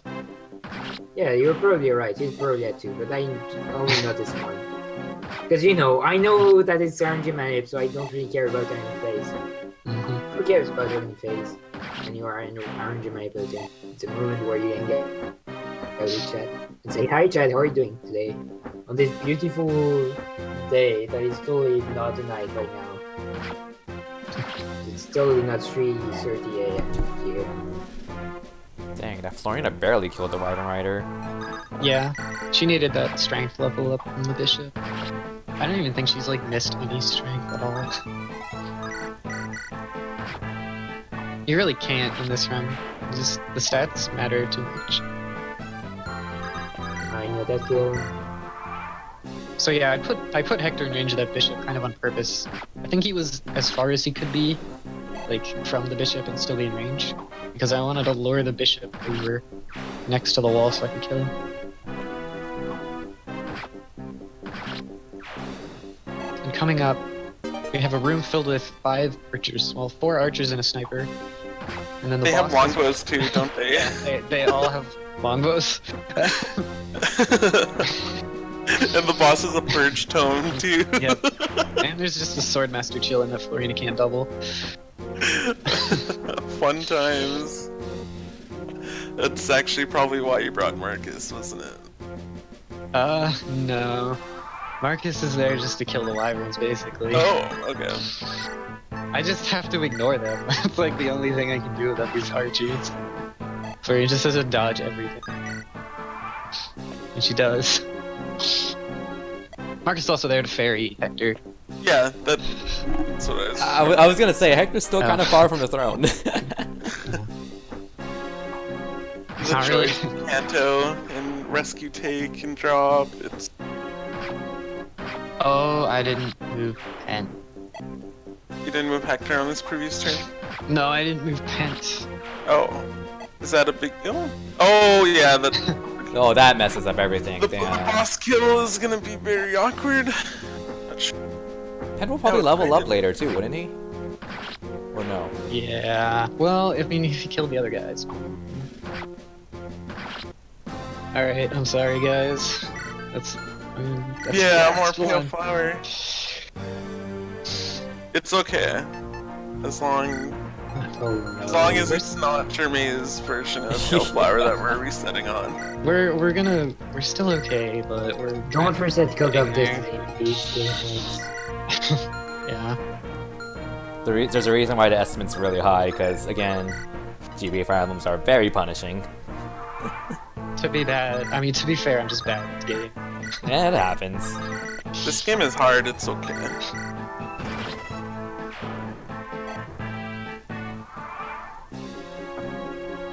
I'm pretty bad at Path Radiance as well. I like to blame it on Japanese text, but for real, I'm just a fraud. I think I'll Yeah, pick up. if you- I think I should pick if up you Path just- of Radiance, so we don't have to if you run just- RNG manip anymore. It's If kind of you funny just because stop like playing It's Faith, fun being able to blame bad RNG, it's Yeah. interesting bad because like mistakes and plays. I've seen a lot of people go like, well, I want to start learning how to speedrun Fire Emblem. Where should I go? And then, no offense, but a lot of uninformed people go like, you should learn the Game Boy Advance Fire Emblem because it's RNG manipulated, so you don't have to worry too much. Which, it's the complete opposite. It's because it's RNG manipulated that the GBA Fire Emblems are probably the hardest ones to speedrun. So, especially like all the hard difficulty, basically like this category is super hard because it's the longest one of all categories. There's always a billion stuff to do, and like Fire Emblem 6 is just a giant nightmare just because of all the stuff, all the burns you've got to learn and do all throughout the run. Just just a nightmare. I'd love to Yeah. just run my game and just be able to do the movement that I want and just do a mistake and like, oh, okay, I can fix this. It's fine. Or just be like, hey, I made this mistake, it's fine as long as she survives. Because like, I only do this strat so that I don't get 90% hit rate, but instead I get 100% hit rate or something. You know. I'm sure you know what you're talking about better than me, Kirby, because you run both. Yeah, it's definitely true. Like, I mean, there are cases. I mean, Fire Emblem as a series as a whole is like very strategy sensitive. So like, if you do make an actual strategy mistake, even without manipulation, it can really mess a lot of things up, and you either just like want to just restart it, or you probably lose like several minutes down the road just from one tiny mistake. And like the GBA game, if you want to amplify that like times 5, that's pretty much what you have for a gameplay against Fire Emblem. That's entirely manipulated, because you just cannot have anything go wrong. It's just like Hector hard mode's so punishing in late game. I mean, like if this was any percent, I would probably, like, even if I reset the same amount of times, I probably would have lost like half the time, because the chapters are really short. Well, this chapter is one of the longer chapters in Eliwood mode, but yeah, it is a lot longer in Hector mode. Well, yeah, but Just in because general, if you put yeah. more enemies, the enemy phase are going to be longer, than, which means that extra time added, obviously. Like again, the main reason why over this there. is longer is not because of the extra chapters, it's because of all those extra enemies there is in the enemy phase. That's what adds most of the time.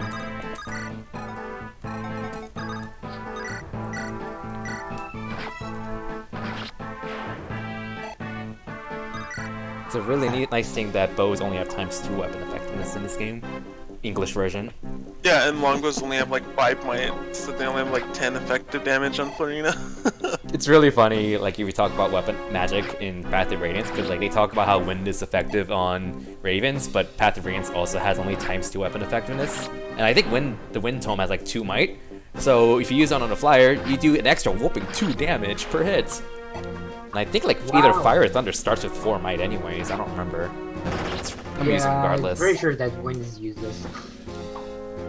Like, you're better off using better. Yeah, okay, Thunder and Path of Rain starts with 4 mights, Wind starts with 2 might, so Wind on a Raven is as strong as Thunder on a Raven. To be fair, it's more accurate, but... eh. Is it like also less weight?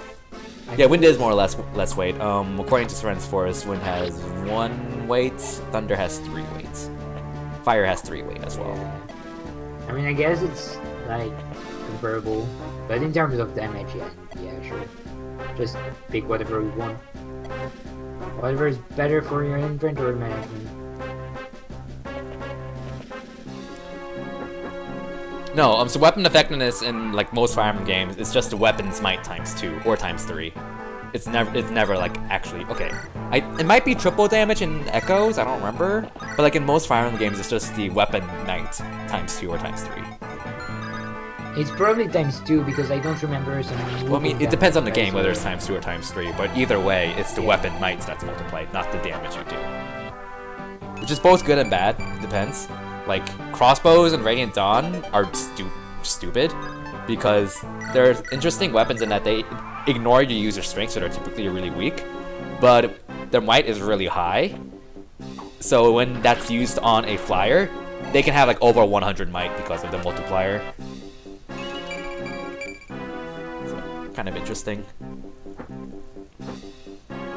So correction, that sniper actually has a silver bow. He doesn't have a longbow. Or he might have one, but he's not using it because silver's stronger. And Florina is not countering. Yeah, that makes sense. Because enemy AI Yeah. tends to attack, usually, but not always, tends to attack in such a way where they cannot get countered.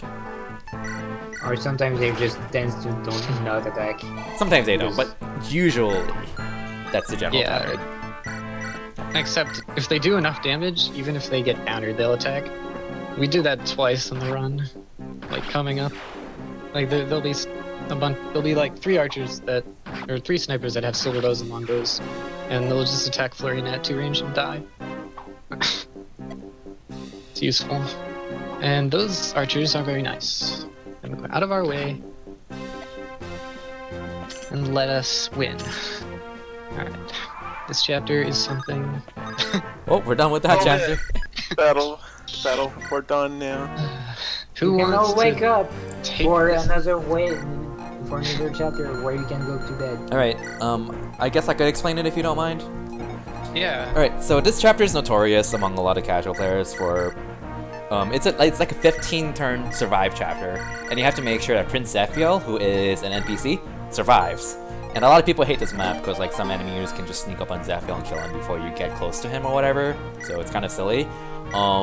It's a fog of war too, but in the speedrun setting, it's one of the coolest maps in the game because it's a fog of war, so that means we're going to be seeing some torch glitch, and there's multiple objectives we want to accomplish. However, we are not going to open we're not going to be opening the entrance to the castle at all. Yeah, shout outs to Roland Nan for the idea. Because I'm This pretty is sure gonna that be he's amazing. the one who Yeah. came up with that strat. No. I'm thinking about the other units. Alright. I'm gonna need chat to close their eyes. Oh boy, chat, close your eyes. Close your eyes. Alright. Don't watch. I'm sorry. Traumatic. I got my list of deaths ready. Yes. Yes! Yes! Goodbye. Goodbye, Nino. No! I hate you all. Oh man, you're even worse than me, and yet I killed like 3 or 4. Overkill faulted. It doesn't matter how many people the Grant kills because kill Nino, so I'm Alright, that's not it. He's also gonna kill Jafar. yeah. Okay, that's actually very important to note because what TR wants to do eventually is so keep in mind he wants to keep the doors closed to outside, and if enemy doesn't have anyone they can reach at all, then they will not move at all. So what he wants to do is kill off Nino and Jafar and get Zephiel out of the castle, which you'll see how he does that. And since there will be no green units in the castle anymore and there are no blue units in the castle, eventually no enemy unit is ever going to move again, which is going to save a lot of time, which is why he's intentionally killing off Nino and Jafar. But meanwhile, not only that, but there are a few important chests to get in this map, which he's going to be abusing the enemy control glitch again. He's going to be filling up some thieves' inventories and then opening up the chests with the boots and the rescue staff. And again, if your inventory is full and you get an item, the game will go like, would you like to send this to Convoy? So using that exploit, he's going to teleport the boots and the rescue staff from enemy thieves into Convoy here. And after he does that, he's basically done with the chapter, and he's just going to end turn repeatedly. Well, and Yes. enemy control glitch, but yeah. You remembered to move the thief. Yes. Yeah. So, there are two thieves on top of each other right there. Because Fog of War and enemy reinforcements are kind of weird. And now there's a shaman there. So I'm going to trade final item into this guy's inventory. Then I'm going to go over here. I'm going to take Ursula, trade some items in this guy's inventory, and then trade it to the thief. And it's actually a good thing that we're disarming Ursula because she'll actually move and start attacking people on like turn 14 or something. If you don't disarm her or kill her. And then there's this thief with a lockpick that I don't want him to have. This is one of those fights of those maps where reinforcements still show up even if you kill Ursula. Even though like it's usually the opposite on other games. Actually, I'm pretty sure, well, in any percent research, in any percent killing Ursula stops the reinforcements in this map. Does it really? Yeah, it does. Okay. Same with Denning later on in There- Sands of yeah. Time. There are some maps where killing boss doesn't Yeah, do that though in this I game. thought it was the exception here, okay, to take out, I guess. So send the boots to Melanus, send the rescue staff to Melanus. Alright, But that's not all.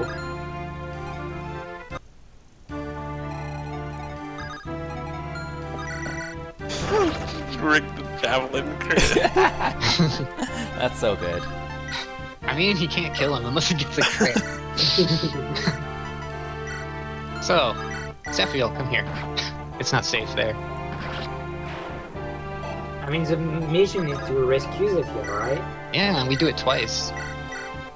Yeah, so for an explanation of the rescue staff, if you remember Fire Emblem 6, there's something called a warp staff, which is in this game too.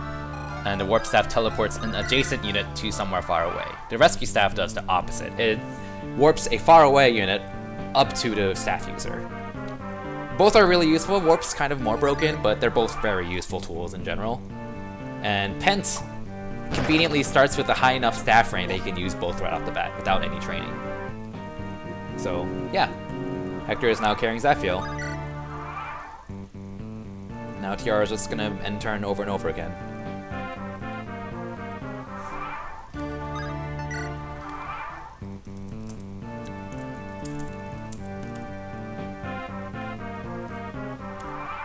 Are the enemies actually piling up on the doors, or are they just like sitting there in the dark? I'm pretty sure it's the latter. They're all Yeah, sitting I'm pretty there sure it's except if the thief has a lockpick, he'll go take the Brave Lance chest. And there's this one monk with a door key who's gonna open the door on the last turn, but by then it doesn't. Yeah, Mom, key dudes still moves.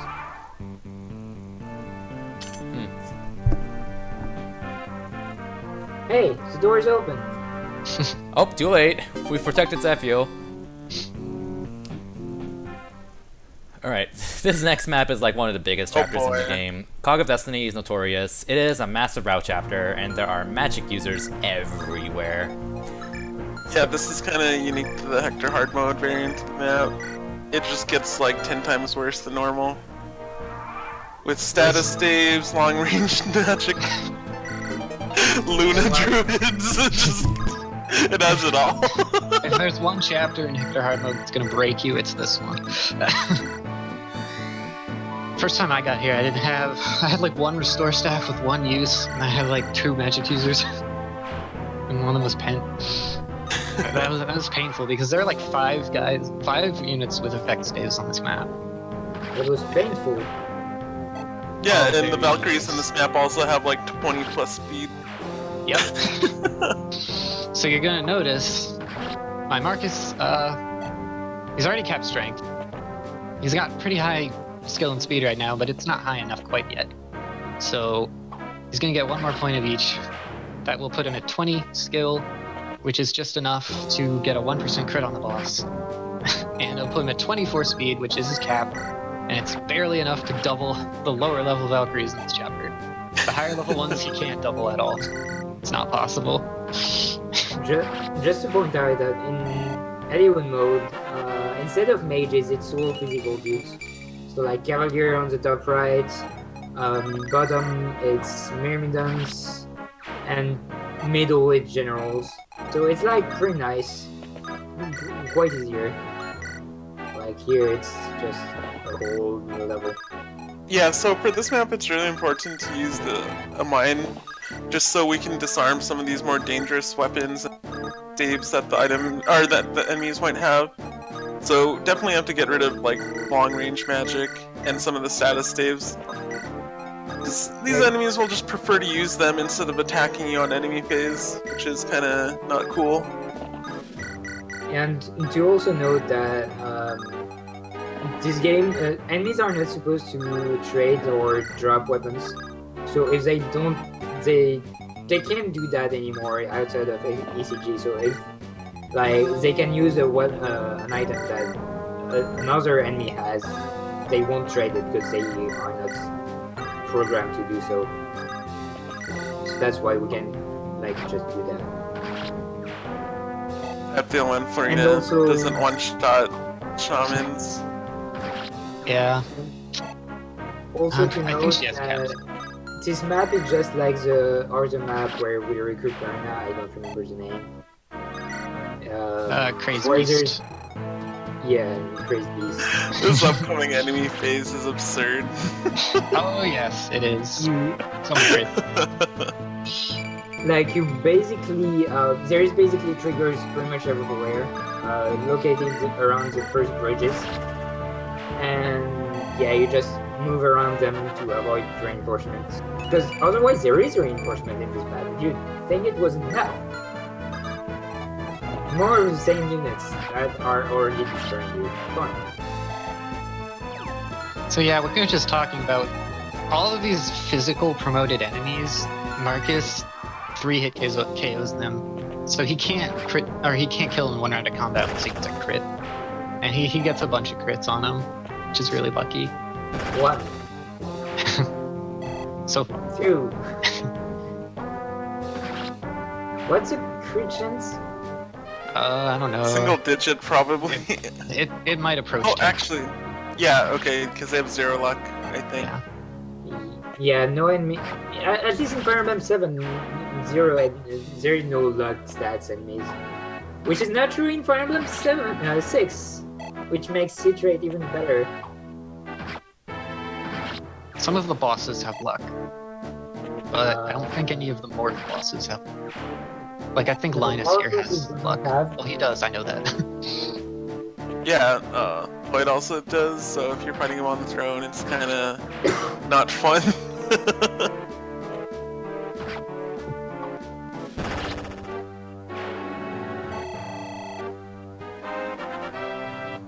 I like how there's just a random troubadour.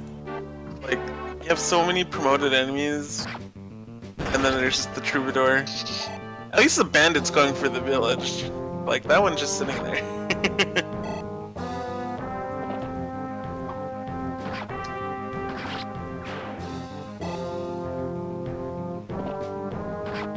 So yeah, watching Marcus kind of double some of the Valkyries on this map is kind of a special sight. Because you never see that happening, it's always the other way around. If you win 5 HP, Florina, And Marcus. and Marcus. Though, seeing Florina at 5 HP, considering she's supposed to have high resistance, it's weird. Well, a lot of the shamans have Luna anyway. Luna ignores resistance completely.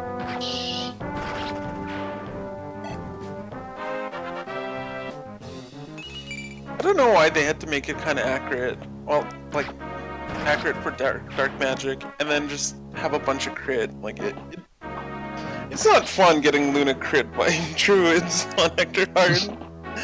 And, like, Yeah. there's just nothing you can do about it. This was the introduction of Luna, so they made it a little too strong. I mean, it's still really good in FE8, but they nerfed its hit. Mostly the crit rate. And they nerfed the users, too. Oh yeah. There's Yeah, no- the users are like pretty much doing no damage in FEA because they're pretty low magic. They're just fine in FEA. You just No, go like, well, "Oh." like, I'm talking about Nolan. Just Oh like- yeah, like heal users. Yeah, definitely. All right. Actually, let me concentrate on this for 1 second. You're supposed to concentrate for a while now. I'm trying, but I'm especially concentrating. Just because this is the last turn.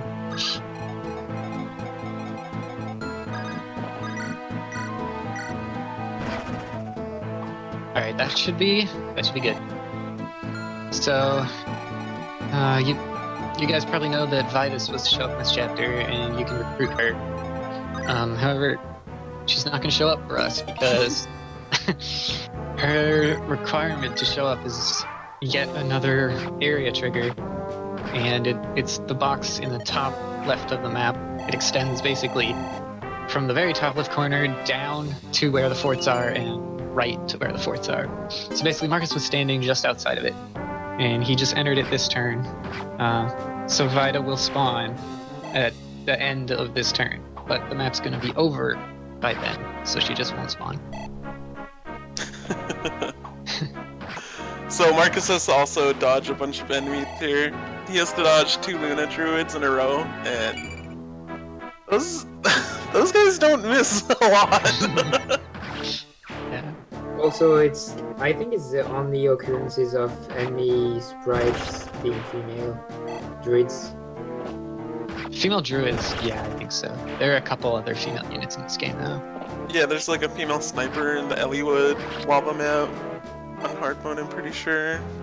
I think even Yeah. on, Couple on female nomads. Oh, okay. Couple female nomads in Red Isle. Yeah. Alright, get ready for this promotion. We had very, very good stats on Roy earlier. Let's see if Hector can match that. +5 res. Hector that is supposedly than Roy. Alright. So we're officially out of the terrible section of the game. I'm glad. First try cog, so that was great. Alright. So basically, this chapter is relatively straightforward. It's just get to the end and get Hector to sit on that tile. You only get to deploy 2 units, one of them has to be Hector.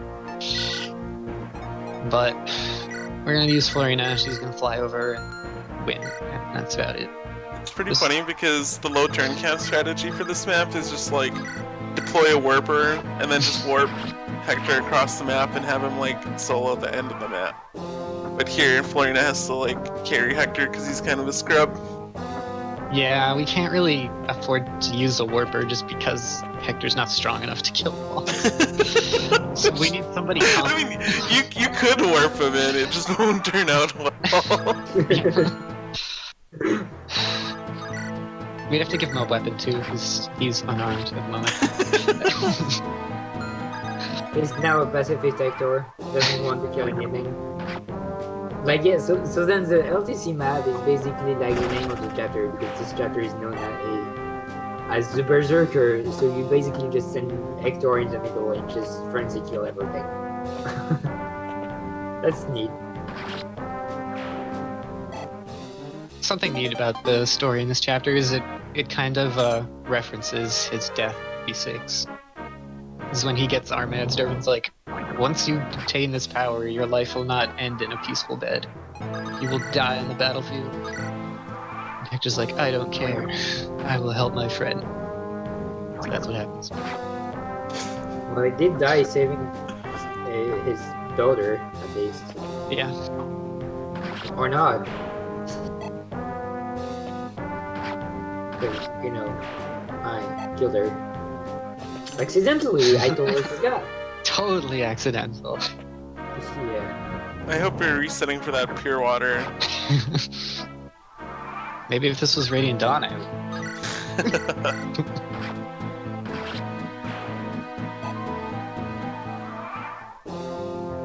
Yeah, reminder that in FSX, Hector dies, but Eliwood is still alive because he's just a heal dude. That's it. And Zephyr is a bad guy. He knows the dude that we had to protect in FS7.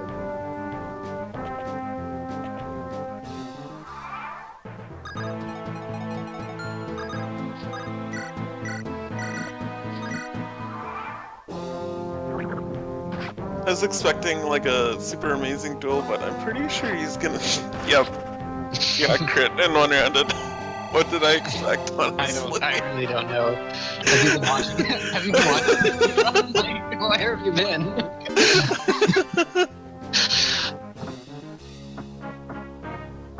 Don't you know that crits are like 80% chance to happen?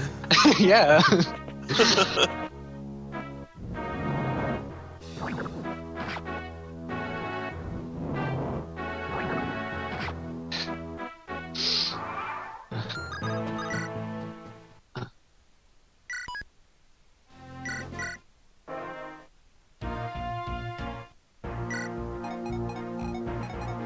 So, Sands of Time. This is normally one of those defend maps where people kind of just dread playing because even if you kill the boss very early on, like the map doesn't end, it only stops the reinforcements. We have to wait out its entire duration, and there's a lot of enemies on this map. So what we're gonna do is kind of like what we've been doing previously. We're gonna kind of set up and kind of let the enemy come to us. We still have it in their mind, so we're gonna mind glitch this map as well. Disarm a lot of enemies. Yeah, Just so kinda incapacitate the entire enemy force. this is technically the newest strat update of the run, is killing Denning on the first turn here. Ooh. It makes it so no reinforcements spawn. Previously, I didn't think to do this, so like I saw someone else do it, so I tried to put it in, and I was able Oh, to. he without attacked you with changing- the silver bow instead of the longbow. Yep, that's one of the things I was talking about. He does so much damage that he doesn't care if he dies. Yep, we are mind controlling stuff. So basically, before what happened was like reinforcements would spawn at the stairs at the top, and I couldn't stop them all. So I had to kill them, or at least I had to kill one of them because you can stop them. But that wastes time, and now I don't have to do it. So yeah, just try to unequip everyone, or if you can't unequip them like fast, just or rather rescue everyone. Yeah, what he's doing is just trading one of their weapons onto kind of a lower constitution unit, and then just rescuing them. So that way, the rescued unit can't actually move or attack anyone. Or discard their weapon, or just make sure that, you know, a druid gets a bow, an archer weapon, and vice versa. And we're doing that for everyone on the map, except the two druids guarding the treasure room, because they don't move. So now everyone is going to move towards us, but it's going to stop right next to us, just because they can. Blocking the throne room. Yeah. They're very confused. So guys, how was your day? Mine's been a little stressful, but it's okay. Thinking passive I had aggressive thoughts. I've had some good laughs, so that's good. You say your day was stressful, right? Remember how I felt when I was doing my run, where I was just every inch of my butt. I had no control over that, and I was with normal voice. That was fun. I don't want to go through that ever again. So there are only 2 chapters left after this one. And they're relatively fast. I know Victory or Death doesn't seem fast, but it really is. It's one of the fastest Remember maps that in we the still have speedrun. mines. Yeah. We still have one mine. One mine throws them all into the darkness. Something. I don't remember the whole quote. No.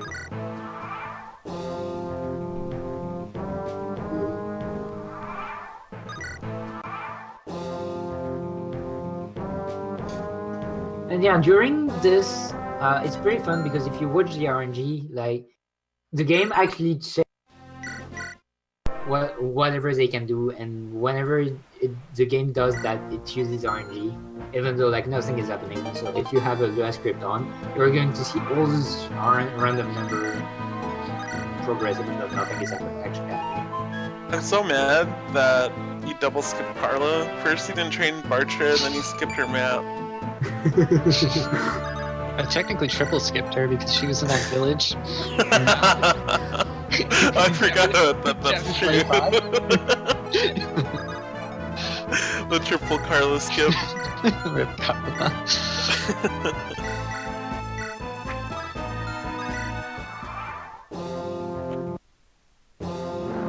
That's mine. So we're doing kind of similar, but we don't have to disarm everybody. We just have to disarm the ones that are going to be a problem. So basically, wyverns, archer, and divine weapon dudes. Also, don't have to fight them Stella if we just move her off of the Yeah. gate. And right there, I like that trick. So you go to the status menu because it has less lag than the unit menu, and it'll, if you press A on like the blue thing, it'll take you right to Hector. And you can't off switch, which is like pressing L on nothing, because usually that takes you to your main lord, because Hector's rescued, so Yeah. it won't go there. But if you use that, you will go there. Yeah. This map's kind of dumb in that once you get to a certain point, enemies instantly spawn. Oh, I didn't rescue you. Oh yeah, the bolting dude. That guy might kind of destroy Hector if he gets doubled. Okay, no, We got he's this. slow. He's only got like 12 speed. This isn't gonna work, but let's try it. YOLO!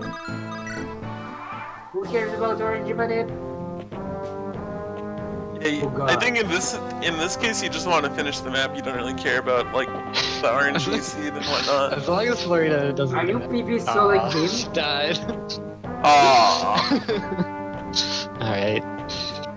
Nice try, nice PP solo attempt. Just the killer ballista. I've done that chapter with so many different seeds, and it doesn't matter.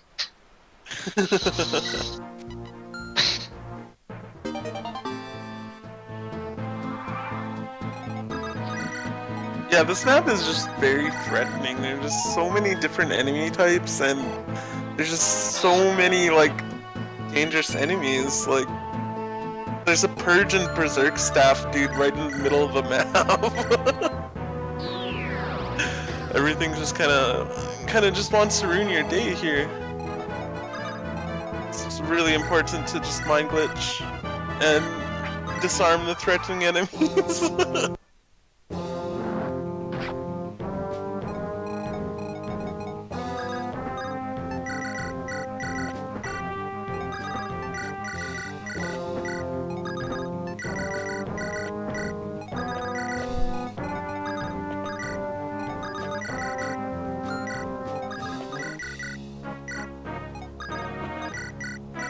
Sworn I rescued.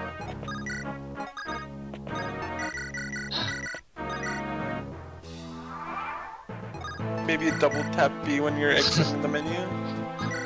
Nah, I probably just. Yeah, probably. I don't know.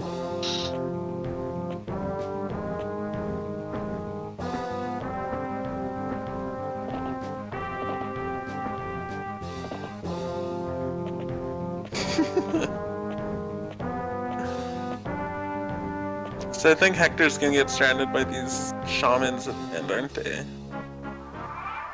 There's just so many of them. Oh, never mind. You're just waiting them out. Yeah. They're gonna charge at your party, but they're just getting away from the gate.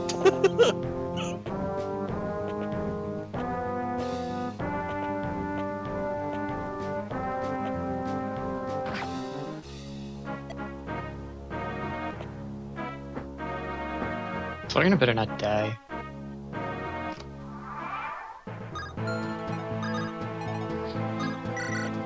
She shouldn't, but like, the RNG is weird this chapter. I don't know, man. Do you think it would happen to do something with like the shaman just kind of popping out? I don't know. Also, I left her short spear equipped. Doesn't Oh, matter as okay. long as she doesn't die. It's only a few Alright. points to avoid. We're good. Well, the experience, but Oh, that's true. it doesn't matter. I've tested it. I've tested it, meaning that you already screwed up this chapter so much. Shush.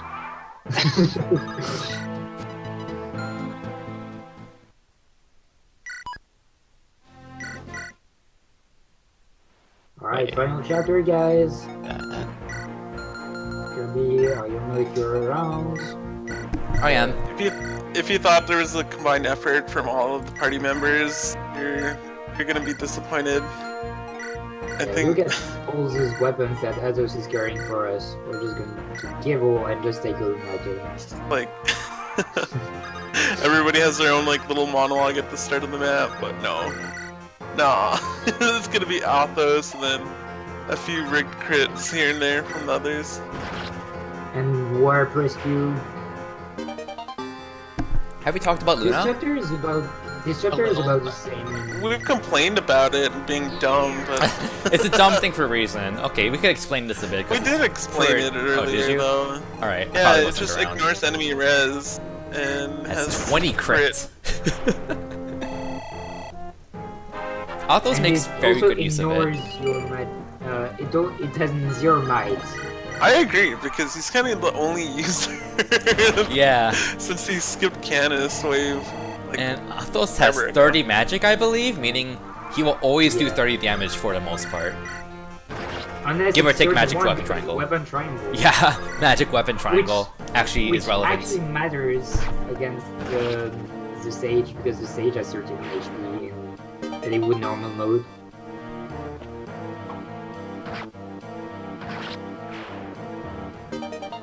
who needs body ring Athos to double some enemies when he could just one-shot them with a Luna crit? This chapter is kind of interesting if you compare it to like a low turn count playthrough, because like in the low turn count, you want to like spread out your units a lot more to clear out enemies on the same turns, but you don't really Yeah. lose time per turn loss in a speedrun. Well, what you do in an LTC is you just open all the doors on like turn 1 and then just kill everything turn 2. Fight Nurgle turn 2 as well. Yeah, Yep. but you're better off just having Athos solo most of it in a speedrun. Because remember that it's actually doors, the things that are opening, so you can actually open them earlier. You know what it looks like. So in any percent, you actually open the bottom one with Germ and Kenneth with. Ursula. Oh yeah, Germ and Ursula. Or like it. I don't remember if it's a thing anymore. Probably still is, because like there is really low chance to actually improve this chapter. Time-wise. Turn on animations.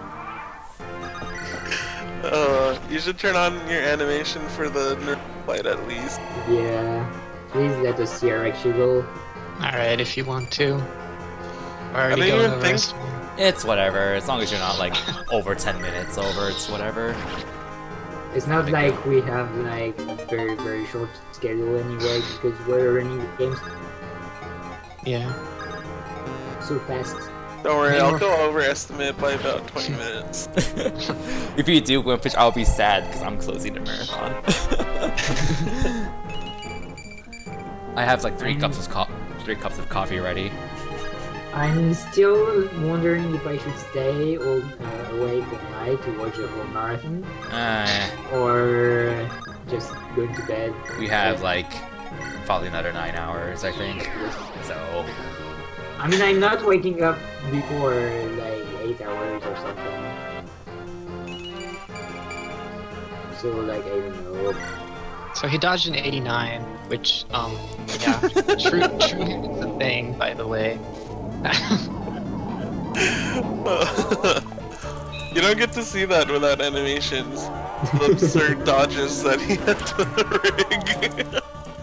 And a crit. Don't forget the crit. Hey, look, you get to see Nils. okay, get ready on. Let me know when you want time. Yeah, I'll say it, or whatever. So Phila might, It's gonna be in like 1 minute. Yeah. Phila's might plus 10 might. Luna does 30 damage. That makes 40. We're going to. Well, the boss is 120, so it's exactly one shot with Phyllis Might. Only on normal mode. No, he It's has. still 120 out here, I think, isn't it? Really? Yeah, it is still 120. I thought it was way more. I No, was lied all these days. Wow. and the boss does not move on Hector Hardwood. This is true. So yeah, 40 damage multiplied by 3 because crit, that makes 120. If you While can we're die. debunking FE myths, just so you guys know, the Tactician doesn't actually increase the growth of the units whose affinity you share. Just in case anyone didn't know that.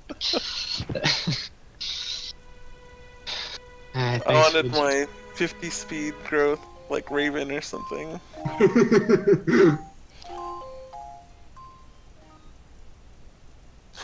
Oh, I didn't have to do that time. Is it time? Yeah, it's time. Okay. Alright.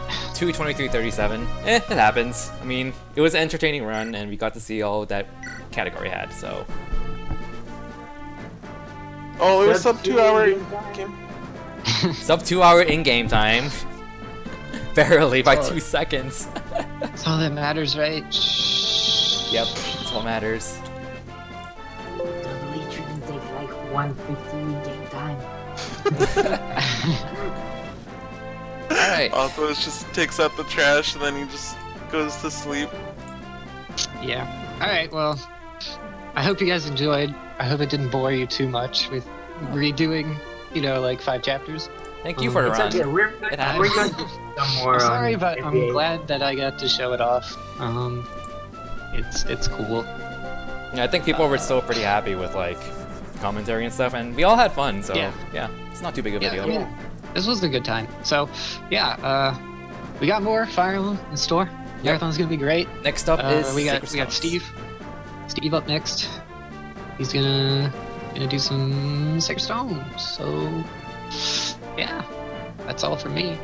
I guess I want to give a shout out. Just to say that the FE Discord people, you're all awesome. Thank you. So, thank you. You're Alright, awesome too. I try my best, but I know I'm not really that awesome. But you provide the Alright. giggles. Yeah, exactly. I was going to say. All right. Are you ready? Alright, I'm then. gonna transition off, but thank you Yep. for the run. You're welcome. And yeah, Alrighty, be- well, thanks TR. Nope.